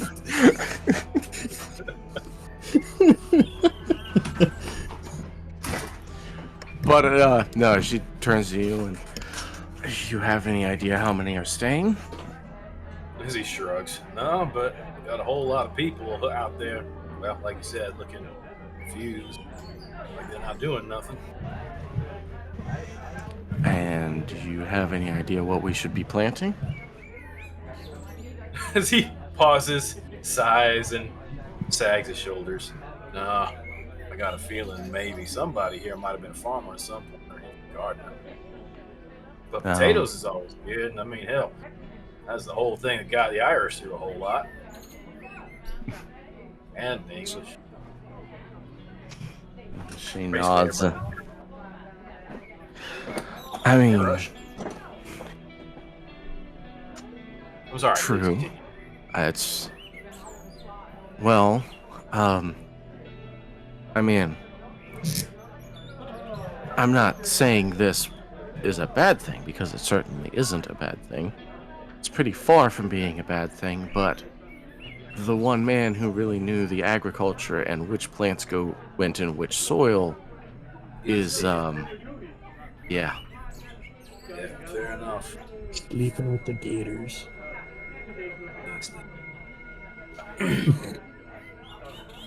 As he nods and grimaces, and maybe he might have had some notes up in his office. Actually, that'd be a good thing for maybe a few volunteers to go tearing through his office.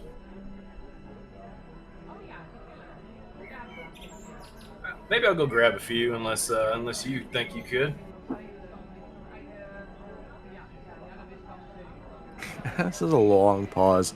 She kind of looks at you before she says, "You don't have a whole lot of plans for what this place is going to be, do you?" Not yet. That's the whole point of the meeting. I was gonna talk with a few people about what we'd like to. My dream vision for this whole place would be those who do stick around can, well, have this as their settlement of their own. We got a few connections, some in Chicago, some with the caravan. Excuse me. some with another settlement about northwest of here. A couple of connections in even the free zone, but he nods.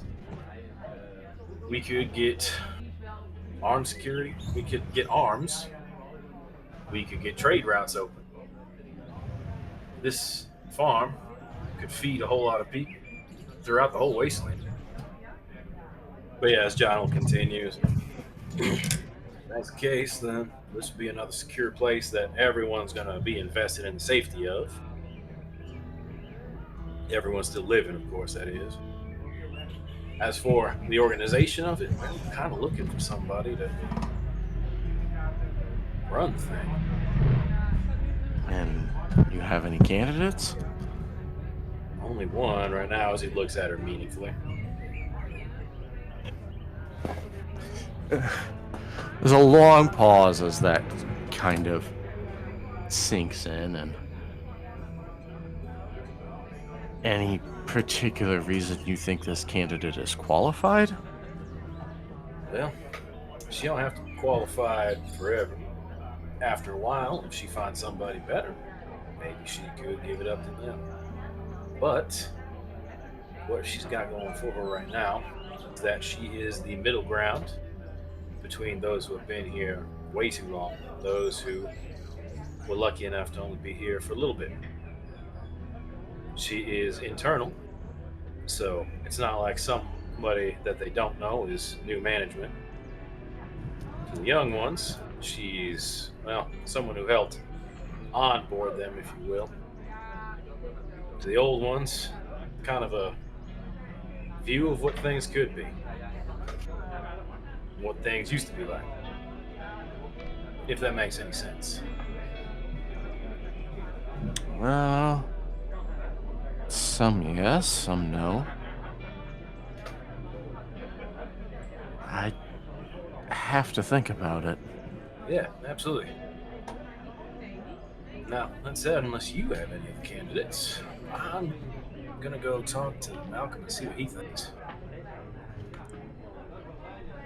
I mean, I don't think so. Other than the woman in the, well, I don't know what you call it, but the veil, I guess. Rima? That her name? See the one, thinks for a moment. Real good with swords, kind of. Blades of that kind. Kind of looks scrappy, dangerous. Yeah, I suppose so. He nods. Rima Al-Nadri. How does she pronounce that? Al-Nadri? Sorry. I'm a child of the South. Difficult for me to pronounce. As he shrugs. She might be. I'll talk to her too. But she, well, we'll just see. Anyway, you let me know if you need any help. And unless you're doing something, do you mind maybe raiding Sammy's office for notes and such? Well, I can check, but I wouldn't hold your breath. As he nods. Still can't do that yet. Still got to breathe, fortunately. And he'll make his way out. He'll pause for a moment, glance behind her. Either way, no matter what, I do appreciate you. Appreciate your help. Well, same goes to you, although I have a feeling that's kind of obvious. He grins and shakes his head. Well, we don't get a whole lot of opportunity for people to say thank you, so thank you twice. As he'll make his way on out. Okay. And And for Malcolm. okay. And as you do, real quick, Mackenzie, have we made a Yeah. decision on how quickly we're hiking? Yes, two things. I have grabbed inventory from the unsorted rewards, and I'm just using the shared resources as what I've left behind on the farm for now because we'd cleared out the buggy anyways. Okay. But I've packed up food and water and also grabbed a med kit. And I think for traveling, traveling downtime, we want to go to no, not downtime activity. Here we go, travel, hiking. You said it was double time, just gave us a -1 on will. Yes. I think Well, I will clarify. Mhm. For every day spent double timing, you take a -1 penalty to all will saves. This penalty Yes. can only be removed by performing the meditate activity. Okay. Does it stack each day doing it? It does, yes. And does meditating remove all of them or just 1 point? All of them. Okay. I think for the first day we'll probably start with just double timing. Okay. Not going on a full blitz, but definitely having a bit of a hustle. Giving Taylor a little bit of time to acclimate to walking this long of a distance, but I want to pace ourselves, not completely wear us down. Okay. So 1 day of double timing is going to get you 200 miles. Good to know. Well, walking? Oh, yeah. I thought double timing only gave us 50% more. Oh, no, never mind. I see. Mm-hmm. Okay, cool. 50% more to your 250-mile blocks. Yeah, I get you. Then, yeah, no, we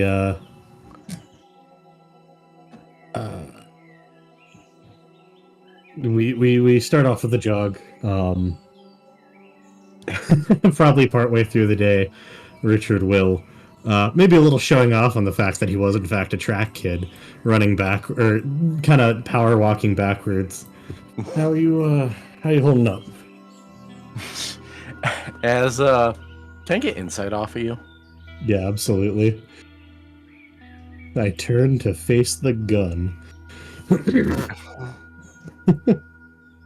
A nice even 10. As currently, as far as you could tell, she seems to be doing fine. She kind of shoulders her own backpack and just kind of nods and, yeah, I'm good. Give or take, how heavy would her backpack be, weight-wise? It's probably like half the weight of yours. I mean, I've got a strength 4. I don't know what her strength stat is, and how thoroughly she packed. Let's double check something. I will say I packed supplies for like enough for both of us for this. Can I, in retrospect, offer to just be when I notice her starting to huff a little bit, I will carry her bag for her and say I'm carrying the inventory for both is what was packed. As you offer, she kind of shrugs it off and, oh, I got it. Well, if you feeling like you need to get it off your shoulders, let me know. Will do, if that's the case. Is there like a narrowing of the eyes of like, I really want to, but fuck you? I don't know. You got a 10 on that insight. Fair enough. So, I know it's kind of a bleak place, but how does it feel being, I guess, off the ocean? Well, it's a lot quieter.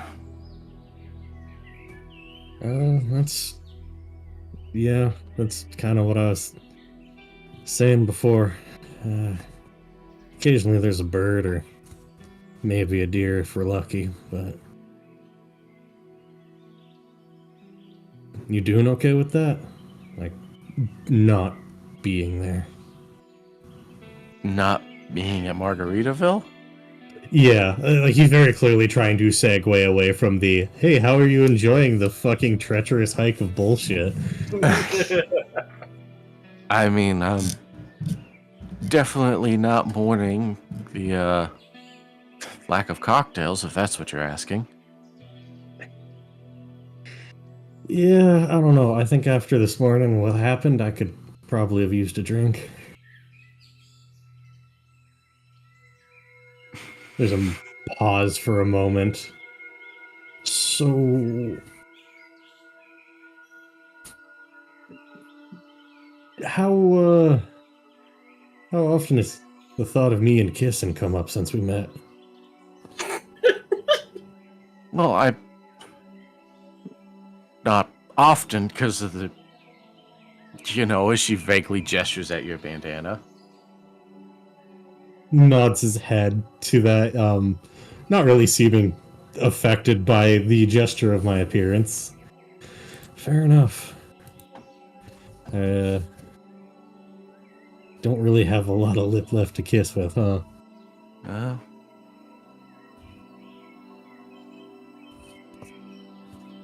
I'd like to one day.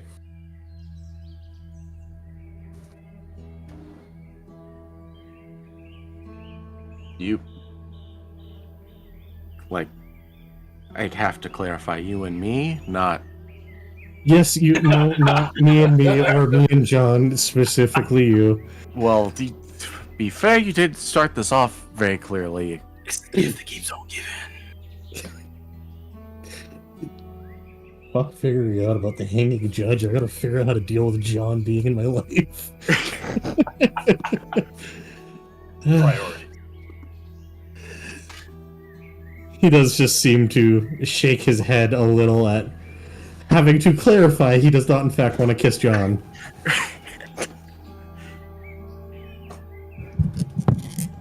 But no, really, like, how are you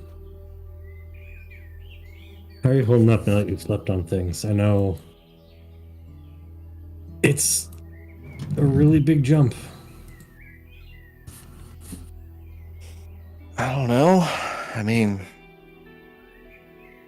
still feels kind of surreal. Like it hasn't really sunk in yet. There's a part of me that feels like at some point I'm gonna wake up and be back on Margaritaville. It's just a really vivid dream. He does frown a bit behind his bandana.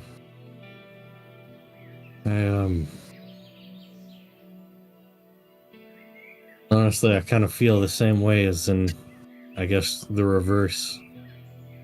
A month ago I was on my own, walking everywhere like we are now, picking up scraps and just kind of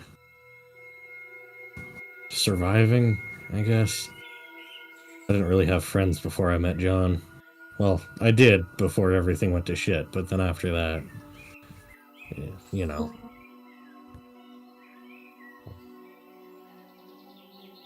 it's weird. I've got a place to go back to. I'm making friends. I've got my first girlfriend of my entire life, which I'm still figuring that one out in the middle of the apocalypse. So, trust me when I say this isn't a dream. Weird enough to be a dream, but definitely real. And, well, it's a lot to take in. I'm glad it's happening.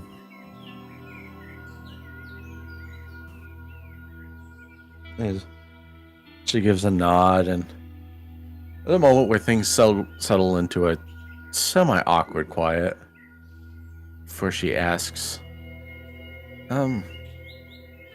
hey, weird question.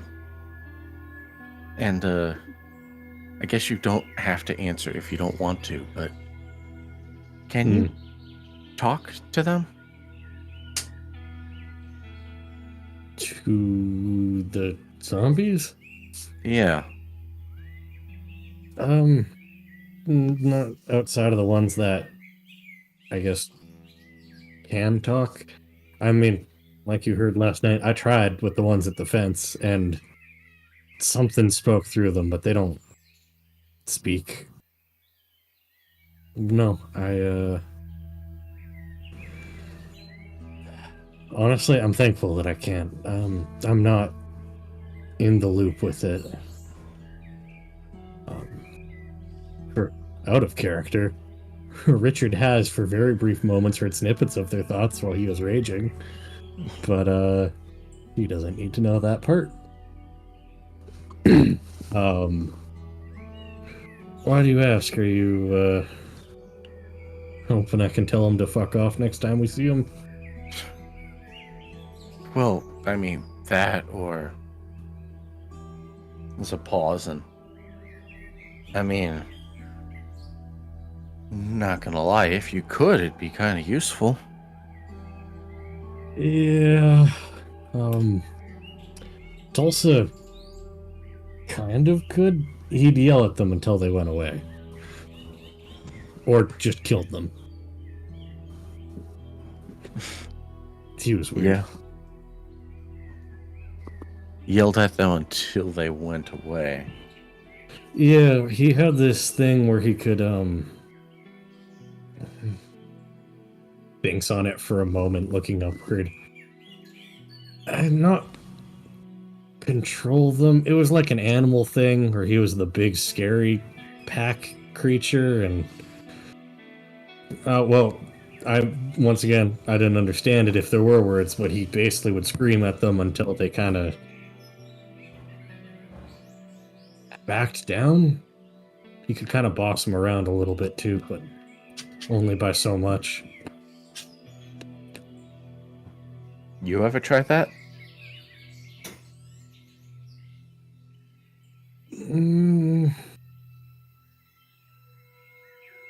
Well, like I said, the last time I tried yelling at zombies to show themselves, I started a riot, and I don't want to try that again, honestly. Fair enough. Maybe if we find like a stray one and we're in a safe area, I'll give it a shot, but yeah, I'm good.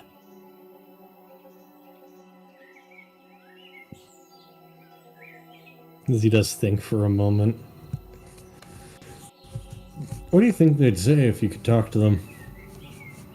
You think it'd be more like Revenant bullshit of, oh, it's part of the plan and it's a blessing, or do you think it'd be like ghosts where they think they're still people? I feel like it'd have to be a mix of both, you know? Yeah. Because, I mean, they're hungry, right? They eat people. But they don't eat the majority of people. You ever notice that? Like, they got just enough wherewithal to understand what they're doing that they bite them to infect them instead.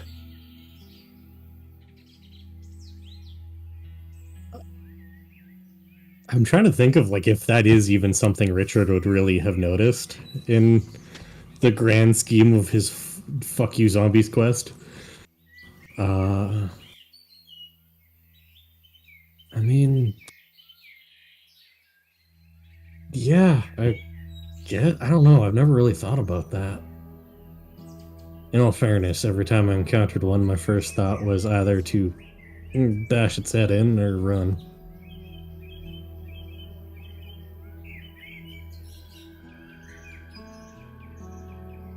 I think he just ponders on that for a little bit. If Taylor doesn't have anything else to necessarily say with the conversation, he does just kind of fall into a contemplative silence. All right. And with that, we will head back to John. Who is definitely going to the place that Julia pointed out. Okay. Is he wearing the zoot suit himself, though? Oh, no. What happened to the pinnacle of fashion, you son of a bitch? Honestly, right now, he's probably looking like he's probably picked up, like, clothes that people around here might be wearing. Probably closer to looking like rags, but kind of still open and almost like an open, like, silk shirt or something like that. Something modest. Something, yeah, and also that looks cool, like physically cool, not like Dracula cool, but like Survivor. but like something that that looks like it would appreciate a good breeze. Yeah. And as you head back to this bunkhouse that has been pointed out, there is nobody there. You can tell from the way the dust has been disturbed and like some of the bedding has been kind of kicked to the side. People were here in the night, but it is now abandoned and quiet and lonely, save for one man who seems to be in a shadowed corner of the bunkhouse, a back turned to the entranceway. As John pauses at the sight, confused actually, before he'll lean over and gently knock, knock, knock on the door. Hello? As he kind of shifts over, looks at you, turns back to the wall, and what do you want? You Malcolm? Yeah. I want to chat with you if you wouldn't mind. Oh. What for? Well, about the future, about you, about what you want, about what everybody want here. Can I come in? No one's stopping you. I mean, I didn't ask if someone was going to stop me. I asked if I could come in if it would bother you. There's just kind of a non-committal shrug. And that's all the explanation you seem to get. Well, consider for a moment, shrug, step in, and is he sitting on the floor or on like a chair or a bunk or something? He's laying on one of the bunks Gotcha. at the moment. He'll find somewhere nearby to sit down then, and actually probably even on the floor, his back leaned against the wall. Kind of a polite distance away before leaning back with a sigh. So out of all the places you could be, if you don't mind my asking, you can tell me to shut up anytime. Why you choose this place? Well, I mean, good as any other place here, right? I suppose so. Well, I mean, this is a bunkhouse. As he looks at him, what does this man look like? Give me a perception check. You're a thing. Occur and plow. That should be a. That'd be a 16. It's a little hard. What was that? They're much better than a 1. Sorry. Yeah. As you take a look at him, he is definitely older. He seems to be thinner with malnourishment. There are deep scars from lashing on his back that you can see through the threadbare clothes he's wearing. And you also notice that one very callous, crooked, having been broken in several places, finger is currently slowly tracing itself up and down the walls where, as your eyes adjust to the darkness, you can see first dozens and then hundreds of little tally marks carved into the wall. As he's looking over the wall for a moment, and then nods. What'd you do before all this? Before I came here, or before the world ended? World ended. And then before here, maybe. Anything you want to share?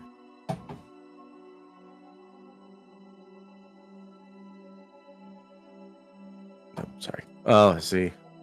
This is another kind of shrug, and I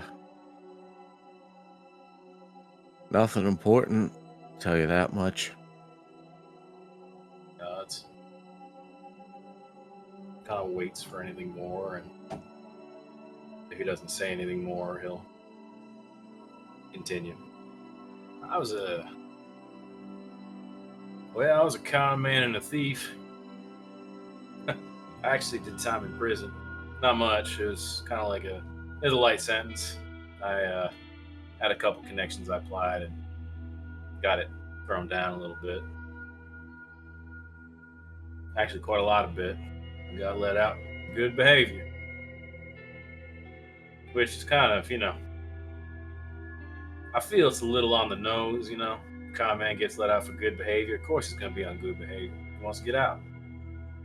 But,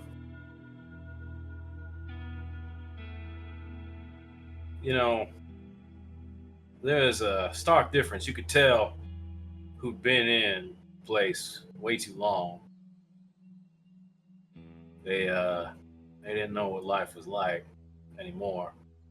They've been taken out of society for so long, they didn't know what it could be like.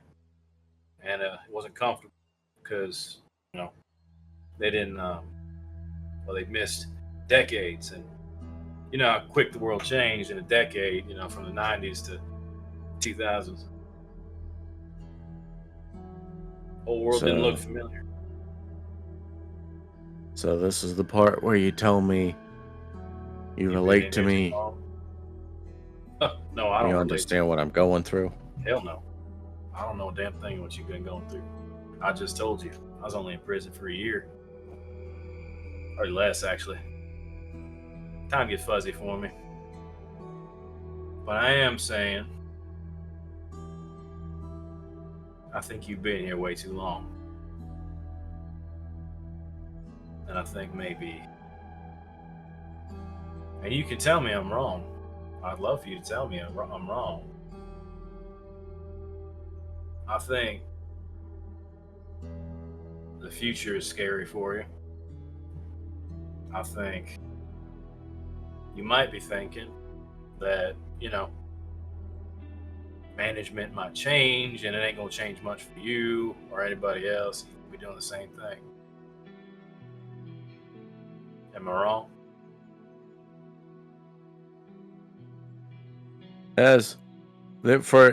You get kind of a spiteful chuckle off of that one.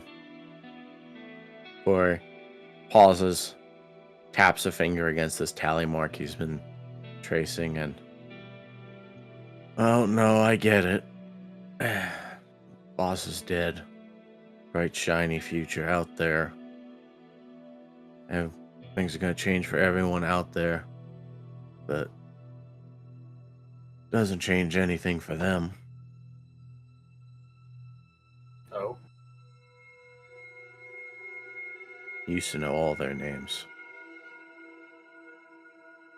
Didn't even necessarily know all of them. One who was here before me, he started putting the tallies up. Then when I came in, told me which one was which, who was who, how they died. Those ain't days, are they? Oh, it's kind of the big cosmic joke, isn't it?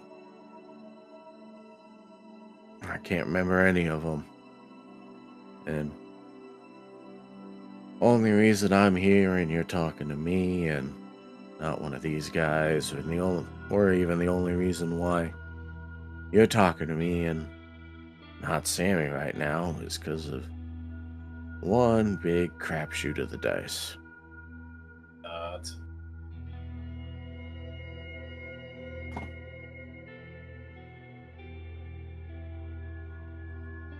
Well, shit, I was way off, wouldn't I? It gives him just kind of a friendly smile. Doesn't seem to respond to that. So nod slowly. Mr. Malcolm, what do you want?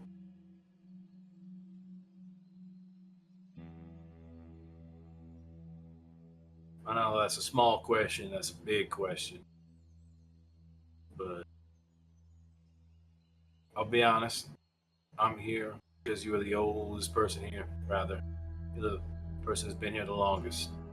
I think a lot of people, whether you like it or not, do look to you one way or another. You're a survivor. And you might be feeling guilty because you don't remember the names, but if I may offer just another perspective, you were just trying to survive. And we're all doing that, but you were doing it under a lot crueler circumstances. It does things to a man's mind. It really forces you to kind of focus in on yourself. There ain't no shame in doing what you need to survive. Especially not now, not here.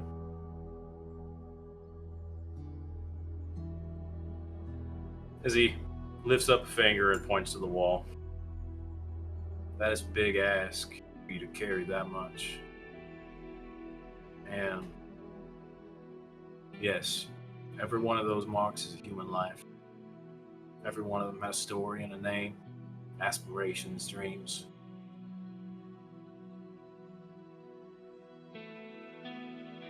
And I don't think, if I was one of those, I wouldn't blame you a damn minute if you didn't remember my name.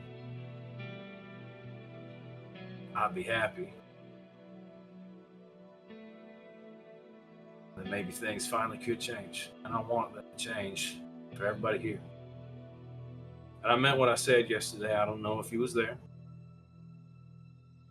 But if anybody wants to leave, find a spot, can find a spot, go. Caravan's going to be coming by this way. They'll happily take you anywhere you want to go as long as you're willing to work with them. And remind you that you're people. Remind you that your life has meaning. But if you want to stay, you can't find somewhere. You ain't got nowhere to go to. I'm hoping we can make this place a place worth staying in, reclaim it. And I'd like your help, Malcolm, if you're willing to give it. Can I get a person? He leans in and we can make this place somewhere, maybe, just maybe. Every one of those people could have been happy to stay. And I will give you that persuasion check. And you know what? Screw it. I will use a hero point on this one. Because it feels appropriate. Much better. That is a 25. Hell yeah. Okay. Oh yeah, that was a good. Okay. As you say this, there is a final pause as he kind of stops tracing one of these tally marks with his finger. Where he says, "You want to know what I want?" Yes, I absolutely do. And he turns to face you for the first time since you entered. And he says, "I want to learn how to want again." As he looks to him, nods, and slowly stands as he offers him a hand. How about first we start with some actual clothes, an actual meal, some sunlight, some good conversation. He stares at the hand, and he takes it. So he'll grin and help him to his feet. And boy, do I got some stories for you. And one of these days, I'm gonna take a few of y'all, maybe on a trip a place called Mudtown, and there is a man there who can absolutely restore your humanity. Man is a wizard, priest at the holy altar of the stew pot, and the bacon dish, in the oven. Man, wasteland legend known as Legba.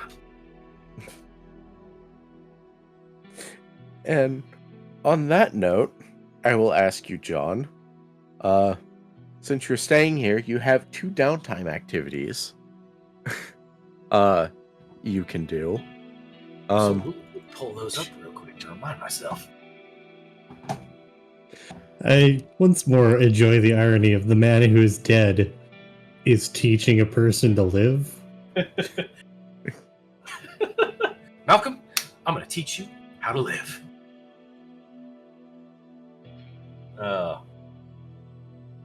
I miss How I Met Your Mother. It was actually a good show for a little while. Right up until the end. Right up until the last episode. Screw that last... Anyway. Let's see here.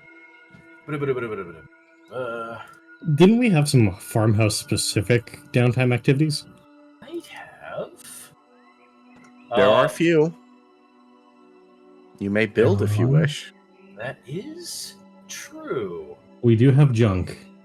We do have some junk, don't we? Yeah, we have... And the... what was it? Bunkhouse that can be transformed into something better. Oh my god, we have so much junk, actually. Yeah.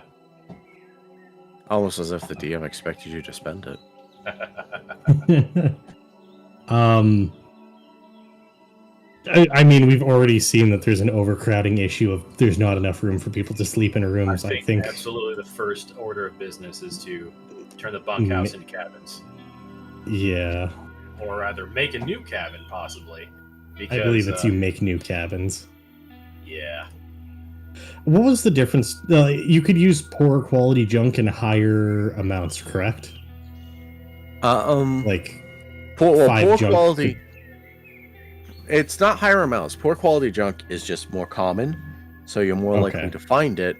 However, should there be any event that requires a roll to see whether or not the building stands up, poor quality junk is at a distinct disadvantage. Okay. Whereas superb junk is probably going to stand up better. Probably. Unsorted rewards. Yeah. Okay. It costs 5 junk to make a cabin. Oh, yeah, we can absolutely make a couple of those. Okay, so... I'd say save the poorer junk for shit like the composter, which is just like... I mean, it would suck if it broke, but that's not the worst. Not vital. So, actually, first order of business, John is going to mingle. As a reminder for our house rule downtime activity here, I can mingle around people. I roll a it says DC insight, but I roll an insight or persuasion, and for every degree of success I get, I can ask the GM one question about the settlement or its people. Who calls the shot? Are there any rumors around town? How well defended is the settlement, etc. And particularly, my goal here is to figure out people like who have actual real world skills or knowledge that would be useful to this farm. Yes, and that DC is supposed to be 10. Oh, DC 10. Okay, there you go. Duly noted. So, insider persuasion. I think we know what I'm doing. So, if I may, just go ahead. All right. That'll be your first downtime activity. Please. You should hero point that. You know what? That's my last hero point, but I will do it. Wait, why is it your last one? Shouldn't you have 2? I had 2. I spent 1 to convince Malcolm to be human again. Ah, right. Let me update that on our handy dandy little tracker here.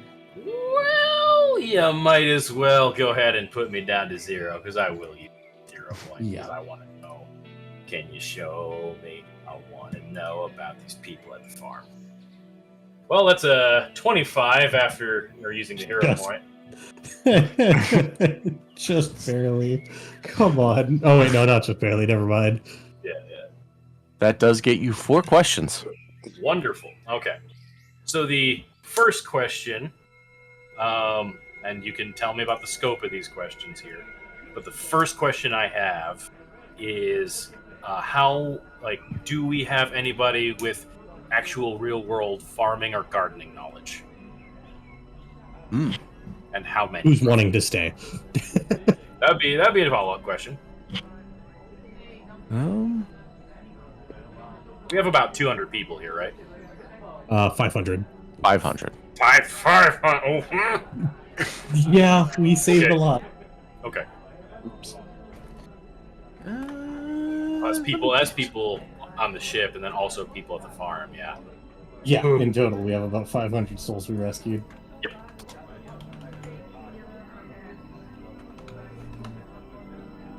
Note. Fair enough. Uh-oh. Okay. I was doing secret typing. Oh.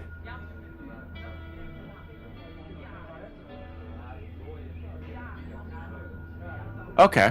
I will say, amongst the group, I will say first off, having been in Sammy's operation, back when it was an operation, no one is going to have the expertise that Sammy did. Right. Sammy and his second in command, Cletus, of whom you killed both of them, were practically green thumb savants, as evidenced by the fact that they were growing shit like peppers and cabbage and whatnot in places with a totally wrong climate and soil type for it and whatnot. So no one's going to come close to that. That said, you don't need to go close. Something. That being said, out of the 500 people you have here, it seems maybe 40 have some level of agriculture knowledge. A lot of these slaves came from Margaritaville, who didn't necessarily weren't taught agriculture as their main skill set. Let's just put it that way. And there's also the fact that, as you know from Malcolm, Sammy used his slaves hard. So about the time they would have been here long enough to gain any semblance of understanding what they were doing is probably also when they were about on their way out. So, gotcha. That's who you're working with at the moment. So we got roughly 40 out of 500 people who might have enough knowledge to do something. Okay. Yes. All right. Second question. Out of all the people, about how many people would be would consider staying?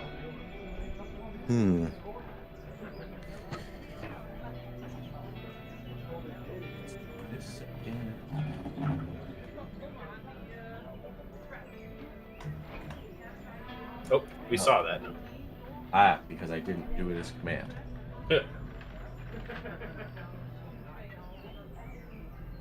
Man, if I could type this would be easier. It would be. You sound far away all of a sudden. Yeah, I was ducking under my microphone to reach the keyboard. Oh, fair enough.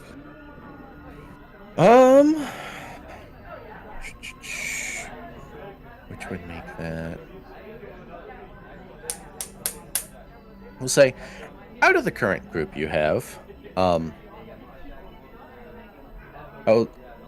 with nothing changing, as in no one attempting to change their mind, and without any leader to kind of organize them, you'd say if you had to give an estimate, maybe about half of 250 would be staying here.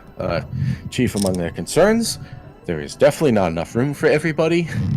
There doesn't seem to be enough food supplies at the moment without the farm fully operational and functional.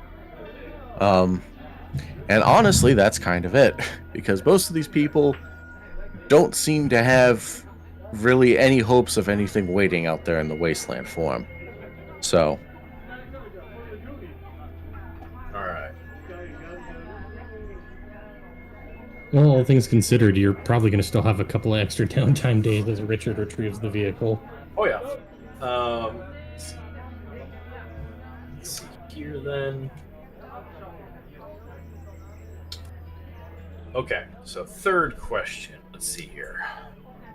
So we've asked about people with farming or gardening skill or knowledge. We've asked about how many people are willing to stay on the farm. I got 2 more questions. Can I ask a clarifying question from Noah real quick? you can ask. Can some of the socializing be done over the radio? That's up to John. Could John potentially call home to Legba for farming advice? That is an excellent question. Actually. Could some of his downtime be spent being like, can you give me a checklist of shit I gotta do? That is, well, that could, well, okay, Noah. Option 1, could this be part of one of my questions? Or 2, could this be part of the town meeting that we're planning? I would say either. That's up to you at the moment. Wonderful. Actually, you know what? That would be, I think we'll save that for the meeting, because I think I can use that. That said, we've got to think of 2 other questions. Let's see. What are the skills we need? People to defend, because we realize that there's a fucking zombie horde north of this place. That is also true. Actually, how many people might have either decent skill with, zombies in particular, or just general speaking, like anybody with combat skills or survival skills in that sense? Defenders. How many defenders could we possibly rouse up here? Okay. Amongst your population, there are not a whole lot. Once again, most of these people were slaves.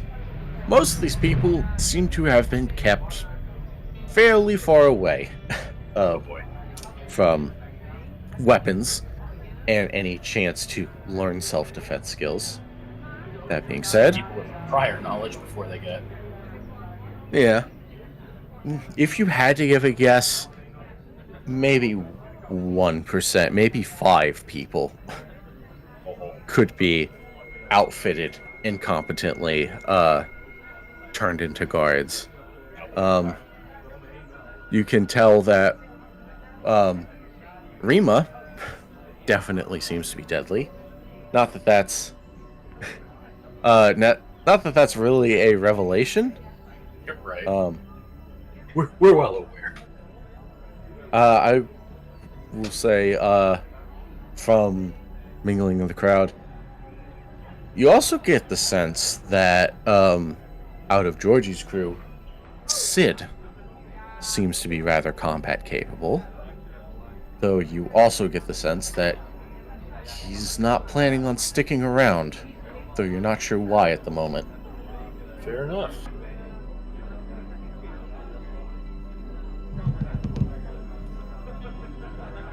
We got one more question. I'm gonna have to add him to the docket on list of people to talk to.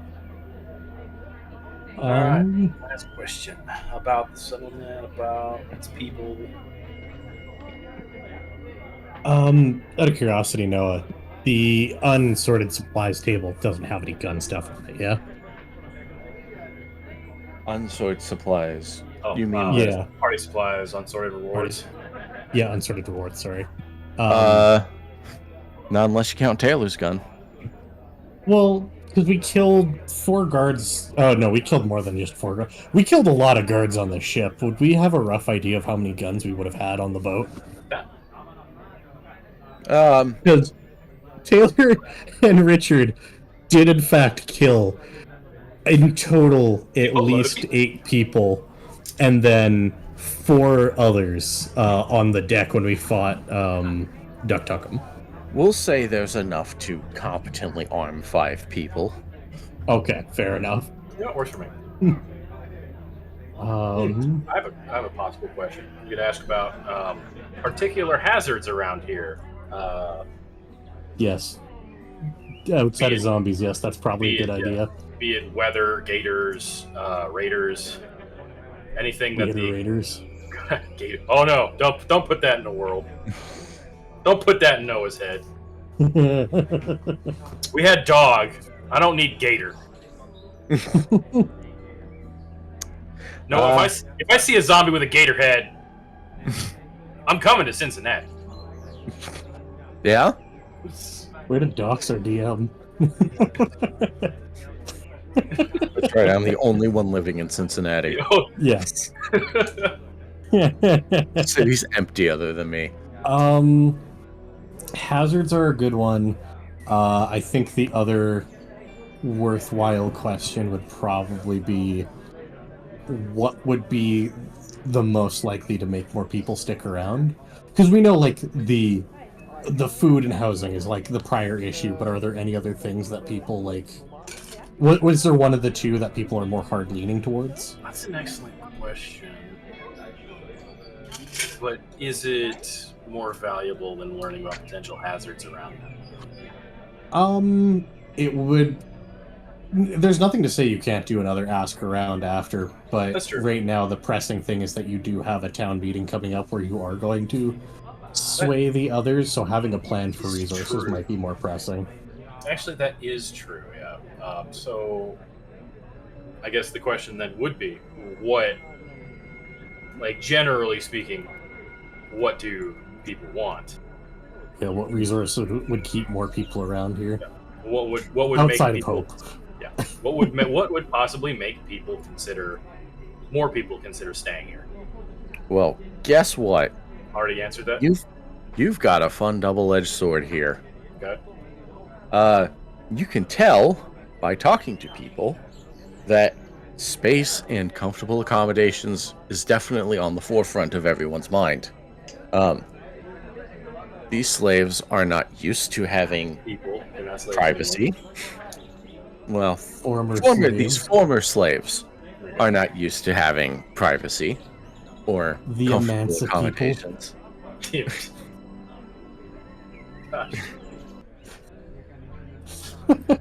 Sorry. I hate it. Shut up.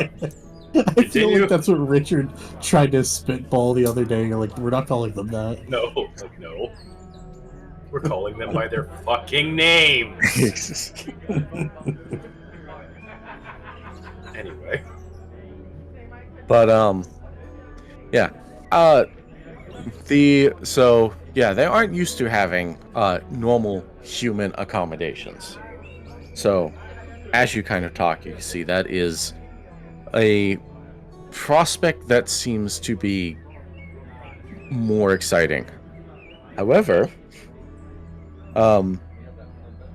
despite the absolutely terrible living conditions, those that lived as slaves, particularly the ones in Margaritaville, who worked on Don Juan's boat, and a variety of similar positions, are used to food, are not necessarily used to the highs and sudden scarcities that you are in the wasteland. And given the location you've currently taken over, even slightly more used to a better quality of food. And something tells you that if that drops, especially suddenly and without explanation, that could convince a good number of people to turn and try their luck somewhere else. So probably greenhouses and stuff as our priority, and then living quarters a very close second. I feel like living quarters might even be like priority number one, and then if we can convince people, hey, we've got a plan, like. Yeah, that might come up at the meeting, but that's good to know at the very least. Yeah. Okay. Okay. Yeah. Well, so I think those are my 4 questions, and as my second downtime activity, I believe John is going to enlist Harry's help building actual cabins out of one of these bunkhouses. Okay. and rounding people up and trying to be like, hey, let's make this place a little more livable. All right. I finally get to look at this build home rule I made at the very beginning of this campaign. Hey, Ah, yes. First the food with home brew, and then the home with home build. So, tell you what. First things first. Give me a persuasion check. 100%. 100%. Dice Y. 12. Always extra effort, John. You can always extra effort. Shut up. Shut up. I know what happens. I know what happens. Anyway. It's not like we're approaching the final boss in Summer Friends. What could go Shut wrong? up. 12. You haven't rolled a D100. That's a problem. Yeah, hang on.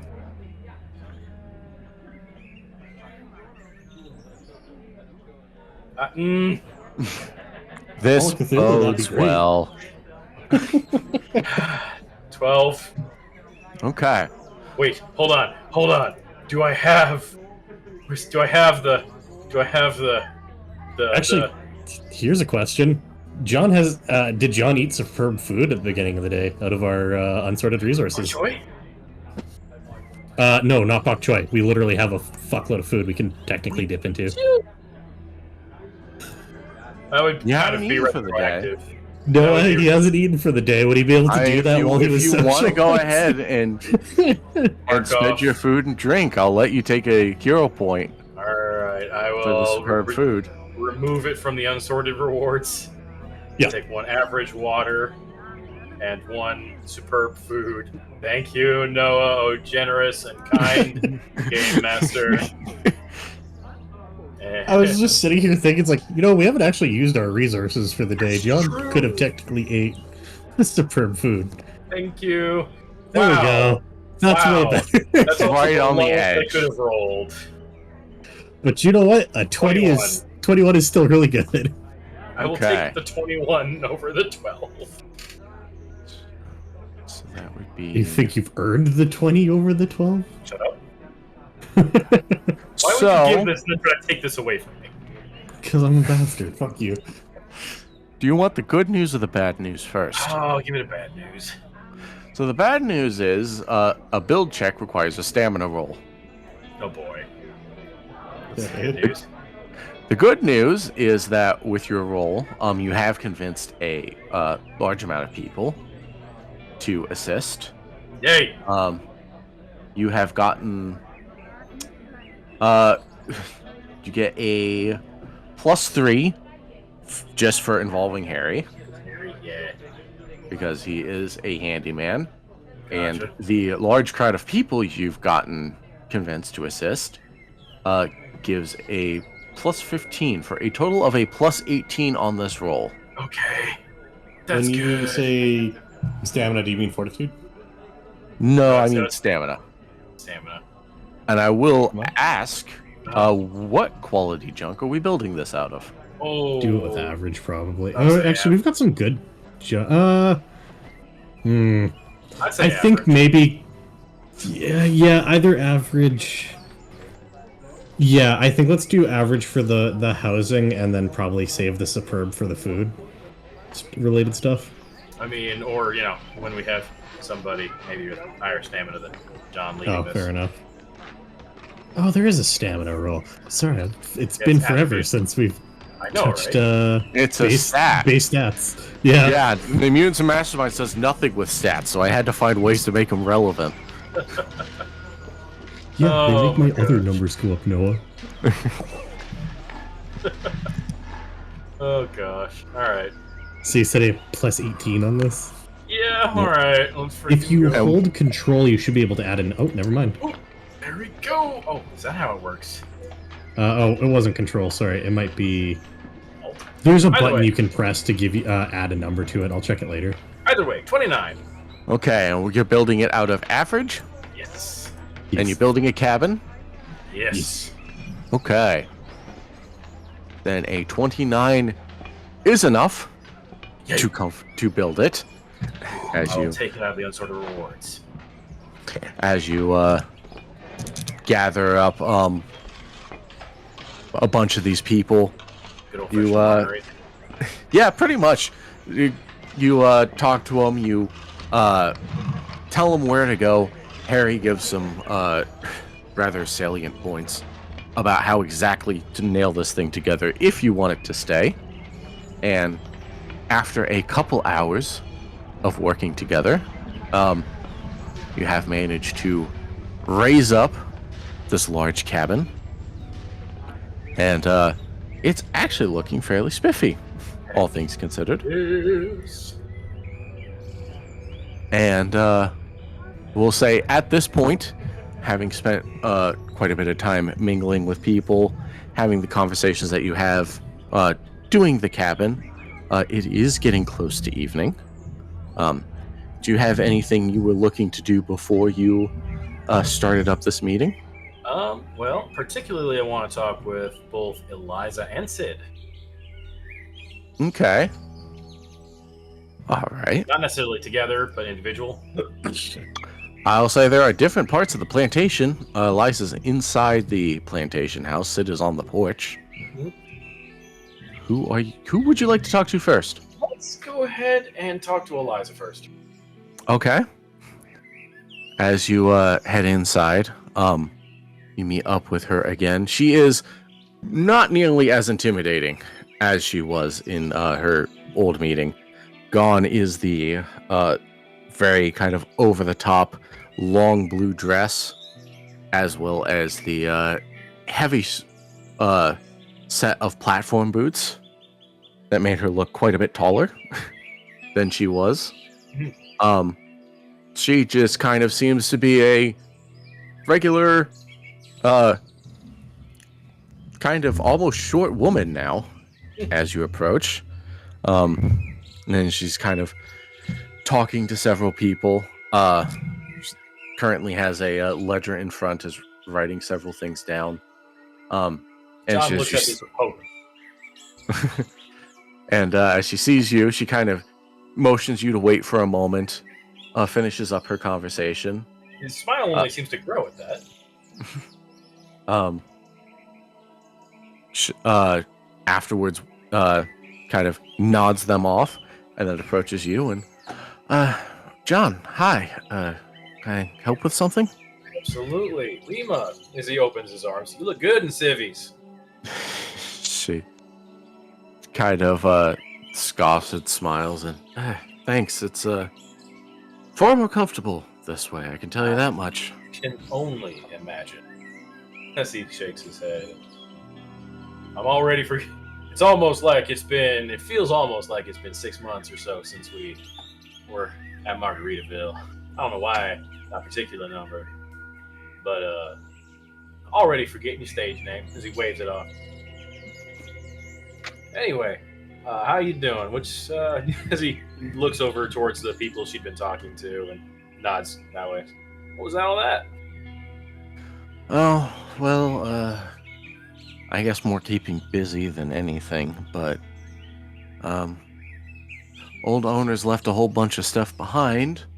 I don't exactly know what we're planning on doing, but I figured first thing we could do is try to get an accurate tally, figure out what's usable, what's not. And what you got so far? Well... Compare notes. There's, certainly a lot of seed. There's a lot of equipment as well. Irrigation lines, fertilizer, which is unfortunately a lot of stuff I don't really know how to use, but we have it. Well, got a couple leads on that as he kind of nods and almost steps in and almost looks at the ledger kind of beside her. I was talking to people. We got about roughly 40 people who had some prior knowledge of farming. Picked something up real quick while they were here. We might have at least 40 people that might be able to pull their heads together and figure out what to do with it. The second thing is we do have somebody who has his own garden, knows it pretty well. We might be able to get some tips, advice from him. be an established contact. There's got to be some radios. There's some radios around here. I know there are. That's promising. I mean, taking a look at things, if you're worried about us being able to feed anybody who stays, that's not necessarily a problem.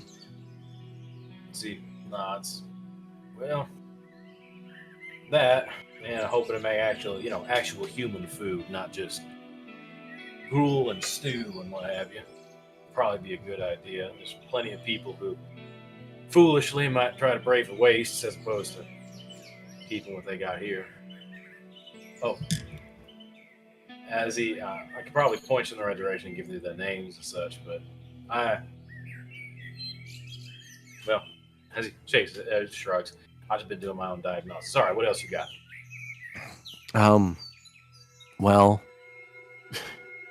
as she flips through another page, and I mean, in between counting stuff, I've done some hypothetical figures of what the farm could be producing. Do you? Because he seems to just look at her appraisingly again. Well, I mean, remember, this is all a lot of big guesswork, but it's a start.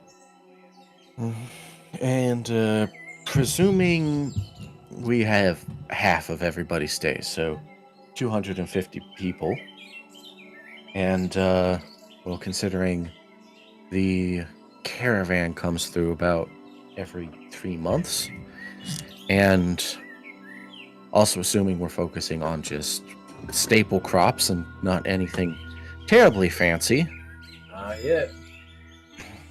That would be about, well, 10 unit of crops per rotation with the caravan, which would be about 30 units of regular food, and a quick back of the napkin math. I mean, you're talking be about 500 California dollars. 1,200 marks, though that's mostly a guess. With the time I spent with Sammy, does that sound about right? Time you spent. Yeah. Working prices and everything. That does sound about right. In fact, it sounds a little more optimistic. But then again, Sammy was working with doubloons. Right. Which he got about...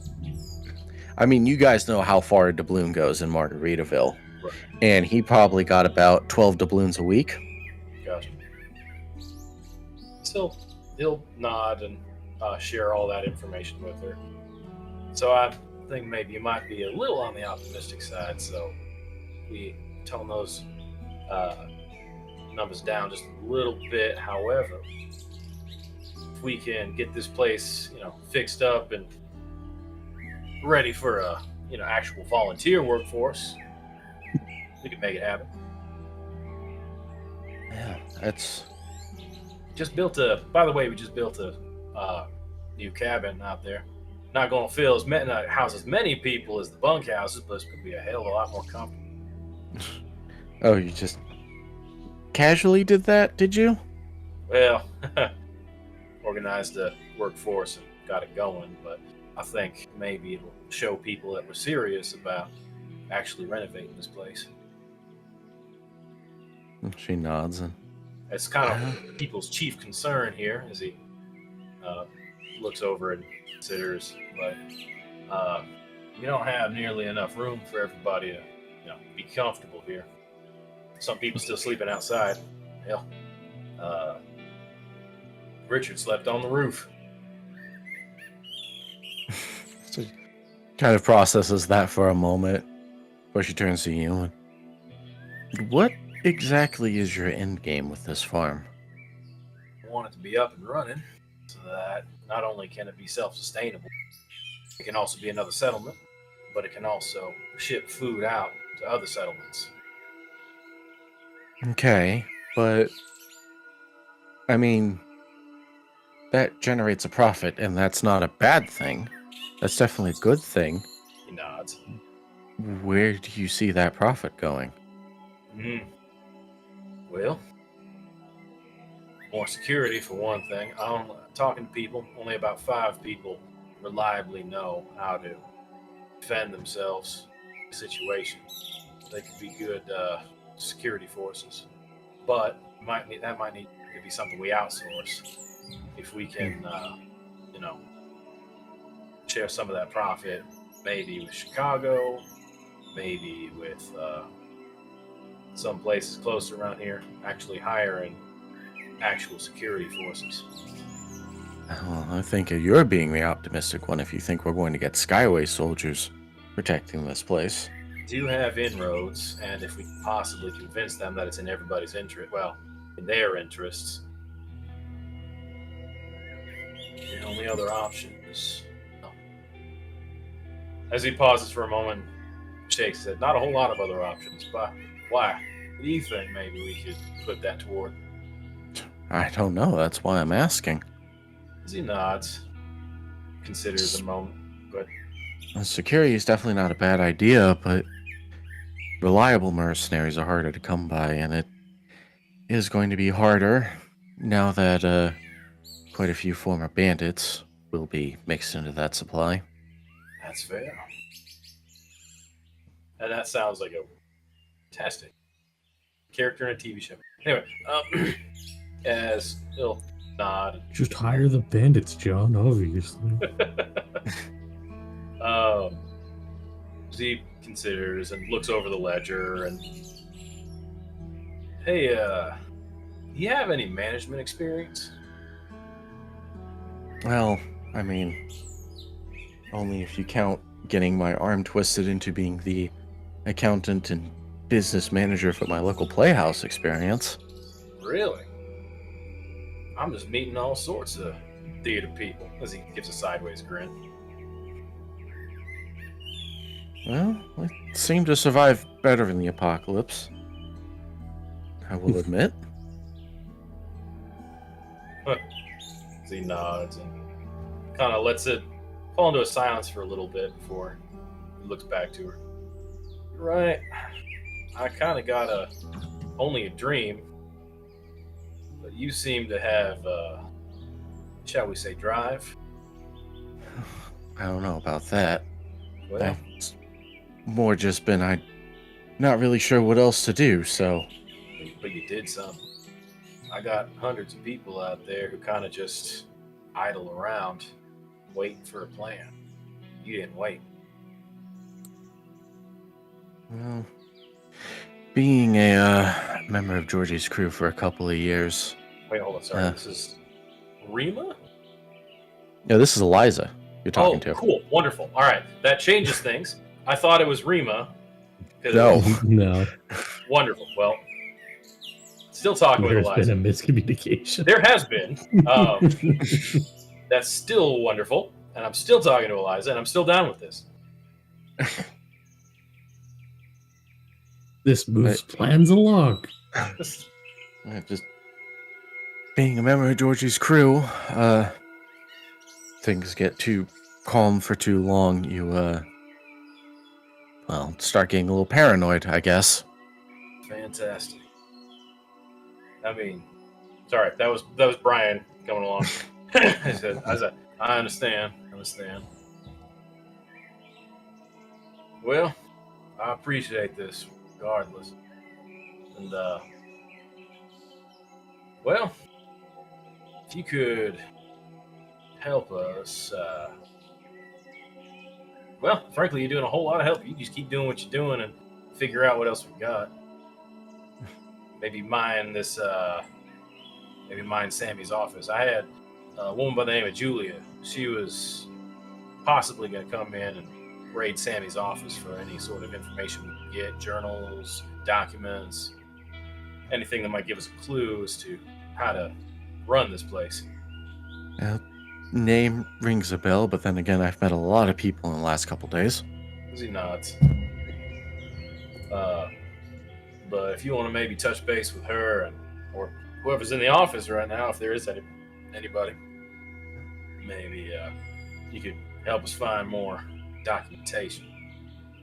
Doesn't hurt to give it a shot, I suppose. As he nods and, well, gonna try and get a town meeting together. Hoping maybe you could also start spreading the word. As he nods to everybody else, kind of milling around. It seems you got a good lines of communication going on. Sure, I guess. I'm assuming just talk about the farm in general. Yep, and our plans for the future. I'll let the people I can let know, I guess. That's good. As he grins and offers a hand to shake. Appreciate you, Eliza. There's a semi-awkward fumble of the large ledger before she returns the handshaking kind. And he'll make his way towards Sid. Okay. And then possibly Rima Aldadiri. Which we will do Sid real quick first then. As once again he is sitting on the porch in a rocking chair, which he seems to have been for pretty much the whole day. Hey, Sid.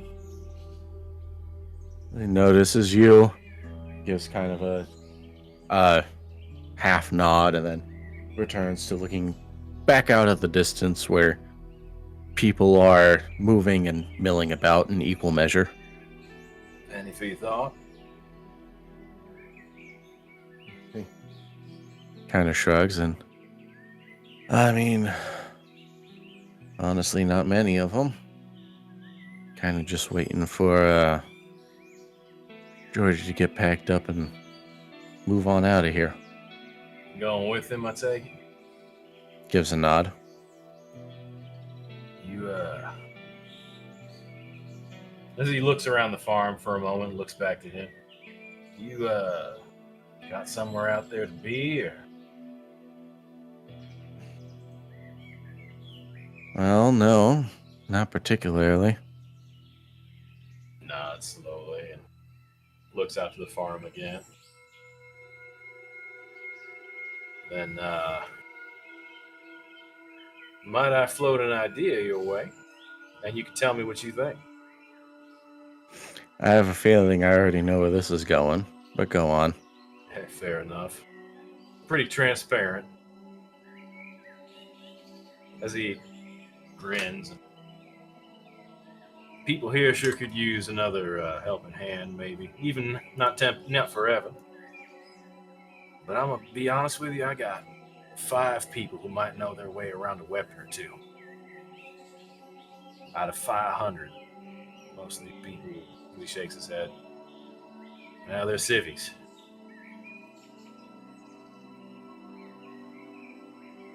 Could use somebody like you maybe to give them some pointers. People gonna be pretty vulnerable without somebody helping. As he kind of continues to rock in the chair for a few moments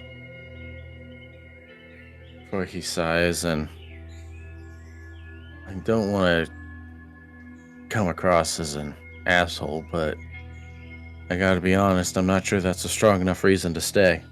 That's fair enough. How come? What might be a strong enough reason to keep someone like you here, even temporarily? Yeah, clicks his tongue, and I'm afraid I don't really have one anymore. Cocks his head slightly. 'Cause she picked Richard. As he pauses for a moment, Fuck. straightens a little. Shit. Shit. Oh no, I stole someone's girl. As he rubs his face and leans back on the railing. Hell, that's some shit. I mean, I can't be too upset with him. I tried my luck maybe about 4 months ago. Don't know why it clicked with him and not me, but guess that's her choice. Who knows what's going on in anyone's head. Dude. I just, once again, I'm a dead guy. All right, don't rub it in more, man. No, but that's what kills me as the player. I was just like, don't get me wrong, Richard's elated to have Taylor. I, Mackenzie, have cucked this poor man as a dead guy. Oh my gosh. But yeah, John just leans back on the railing and rubs his face. Yeah. I can say you're not an asshole for that. That'd be pretty tough. As he nods and, yeah, now I think he understands the dilemma. A lot of baggage.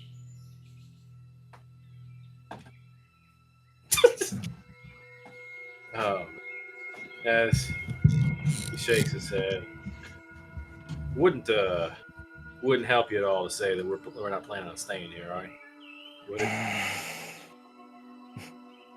As he kind of pauses and, I mean, I'm not gonna pretend that logically that should make a difference, but, well, Hey, look, no. that and, well, I have a feeling everyone here is gonna be singing your two praises for a very long time. That's fair, man. That is fair. Well, Genuinely feel bad about it. I won't press it too much then, because it's gonna have a lot of baggage for you. I ain't gonna lie, that shit sucks, man. I'm sorry. Gives another silent nod and continues to watch out in the distance. But I'll shut up after this. Like I said, a lot of these people, they're gonna be very, very vulnerable. Even just a week or two crash course on anybody who maybe could use a little bit of help figuring out which end of the gun to point at what. And then caravan comes by and maybe you can help work on that vaccine. There's a sigh and, yeah, I know. Or go with Georgie. Like I said, I ain't gonna press that. That's some tough shit. But well, just think on it at least. We don't have a town meeting sometime tonight. Figure out what exactly we want to do with this place. He gives a nod at that. And you can hear this from me. As he leans in and has some bourbon up in the office. As he walks off. There is a sticker at that. And as you walk off a few steps, you do suddenly hear behind Sid call your name from behind you. He'll turn back. He looks you in the eyes and, I ain't said no yet. I ain't said yes, but I ain't said no. He nods. Just think about it at least. That's all I ask. Gives another nod back. As he'll try to find Miss Rima Aladiri. Okay. And as you are doing that, we will head back to Richard. As Yay. at this point, several hours have passed. The sun is beginning to set a bit lower. Once again, the sky has begun to ignite in vivid oranges and bright golden yellows. The two of you are Still trekking through a good amount of swampland, but it is starting to get drier. There are a bit more roads, as you can see, as you're kind of beginning to walk along dirt trails. And as you kind of continue, and Taylor does kind of huff at one point, and I think we made a good time if we want to maybe stop for the night. It's getting dark out, and I don't want to be out here for. I don't want to be out in the open and moving while it's dark like this. I will start trying to steer us towards an area that might be drier and maybe a little bit more secluded and out of the way. You find an area that seems to... You find an old picnic bench. Seems a good bunch of mulch has been dumped here over the years, making it stable, if not dry.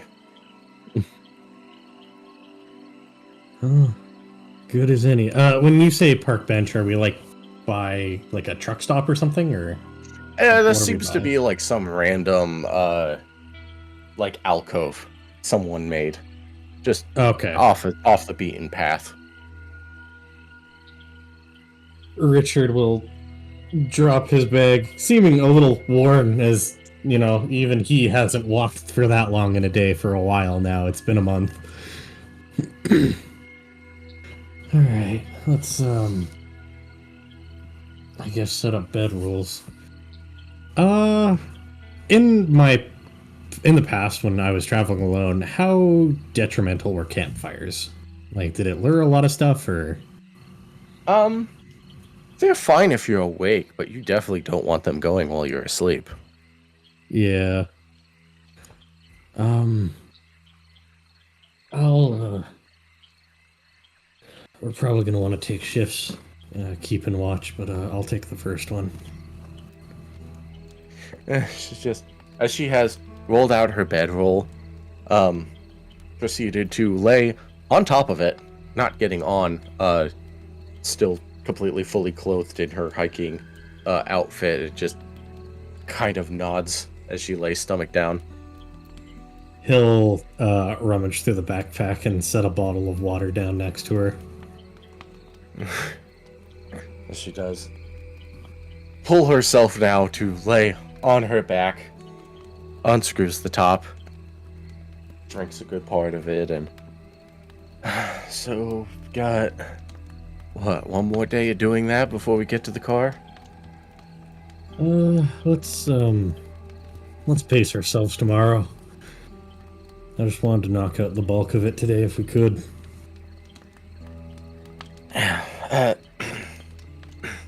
That doesn't sound like a bad idea. Gonna live? Yeah. No, this is fine. I'm fine. Nothing wrong. Does she look fine? You want to give me insight? Sure, I'll give another round of trying to assess if my companion is going to drop dead trying to hike. That's a nat 20. Okay.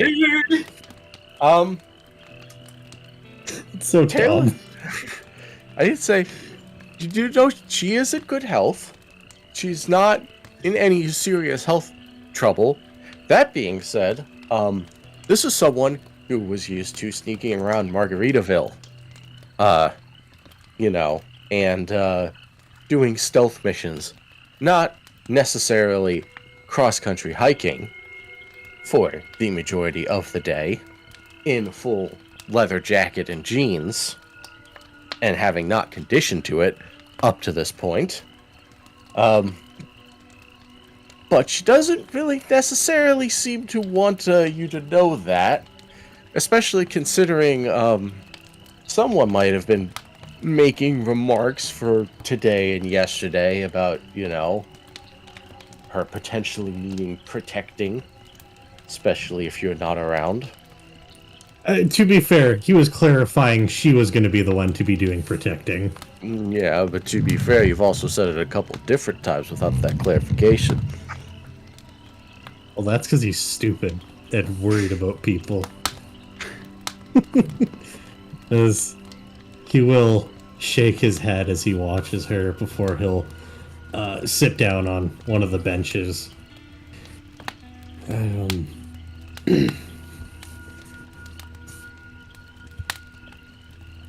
I know it's probably going to be a lot to get used to just out here, but you know, if things are being pushed too hard, you can say so, you know. Yeah, I know. It's fine. Just, you know, haven't done a hike like that in a while. Yeah, that's something you never really consider about the world ending is how do you get anywhere?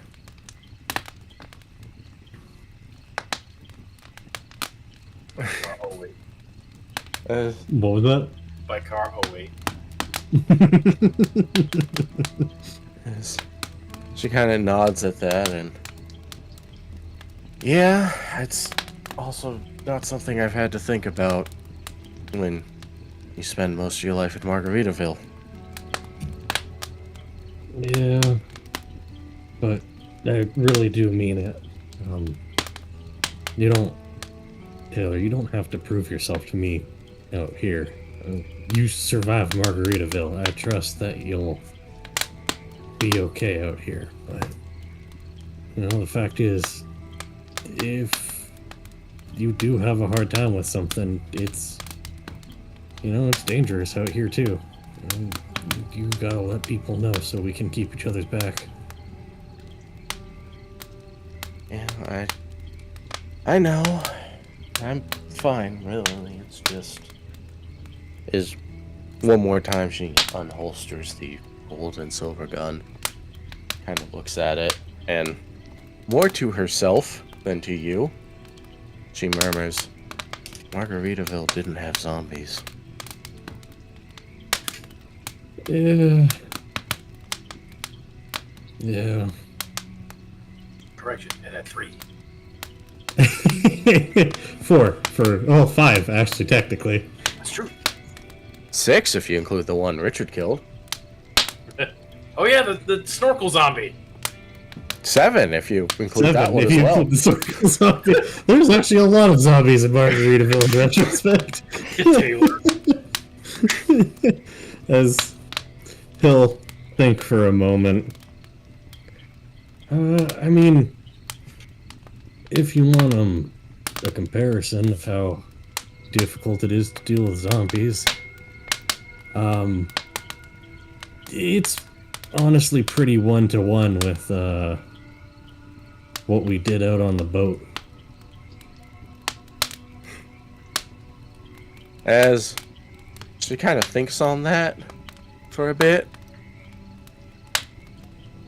and starts to open her mouth to say something and then pauses before she sighs and says, well, I was about to make a joke about how I can't seduce a zombie, but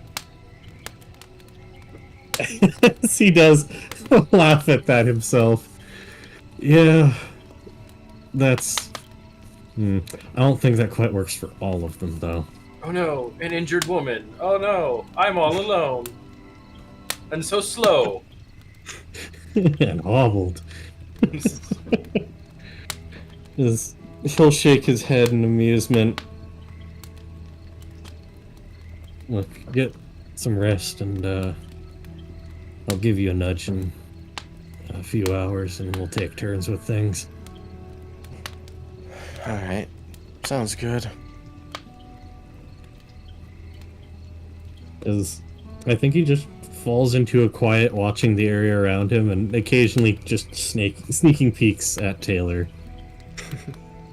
As you do, her breathing slowly becomes more and more rhythmic until you can tell she is fully asleep. The fire dies down, first to embers and then to coals, as the night around you once again starts to come alive with the sound of crickets and frogs. The golden hues of orange and blues slip to black And then there is a crack, a flash of very bright red light, the shape of a lightning bolt. You can see roiling black clouds above you, and as you hear a voice, a very unfamiliar voice, seated at the behind you on the picnic table, their back to you from what you can tell, say, "Oh, Richard, you did just pick the most romantic place to have a talk." As slowly a very worn and weathered noose drops from the tree. As, as, okay, quick question before I react. Does this seem real or is this some fade bullshit? This seems like something we'll address next time. Oh, you son of a bitch. I hate you so much. Such an asshole. Thank you. Thank you. You son of a bitch. Oh, God. Really wish my answer for how will you fight against the hanging judge was just like, I don't know. We'll figure that out when we get there. Nah, we'll figure it out tomorrow. Yeah. I thought I'd have a couple of days of prep time. You promised us 2 days. I walked away from the 2 days. Never mind. You should know by now that whenever you say something like that, you're just predicting the future. This one's on you. It's no longer on me. The cliffhanging judge, yes. Yes. Yo, you're a bad friend. Oh my gosh. I will remind you that I am now and forever will be the Grand Elder son of a bitch. You earn that title every single other week. And sometimes every week. If I could have fit it on your little sidebar there, I probably would have typed it out. Oh my gosh.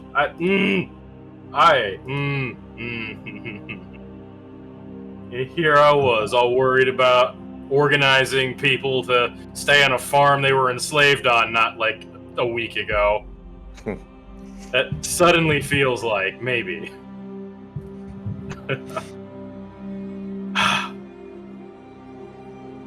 All right. So yeah, that being said, thank you everyone for joining us. We will be hanging out for a little bit longer, but just wanted to scribble a little graffiti with an arrow pointing to Noah Stinky. Don't say that. You might do that. I might actually do that. Might be a toggle on button for that one. I get the stinky arrow whenever he doesn't like me. All the time. Anyway. But yeah. Once again, just to say I appreciate everyone being here. Again, I'm Noah. Find me at my website, nh-corner.com, nh-corner.com. If you enjoyed it, maybe check out the book I wrote.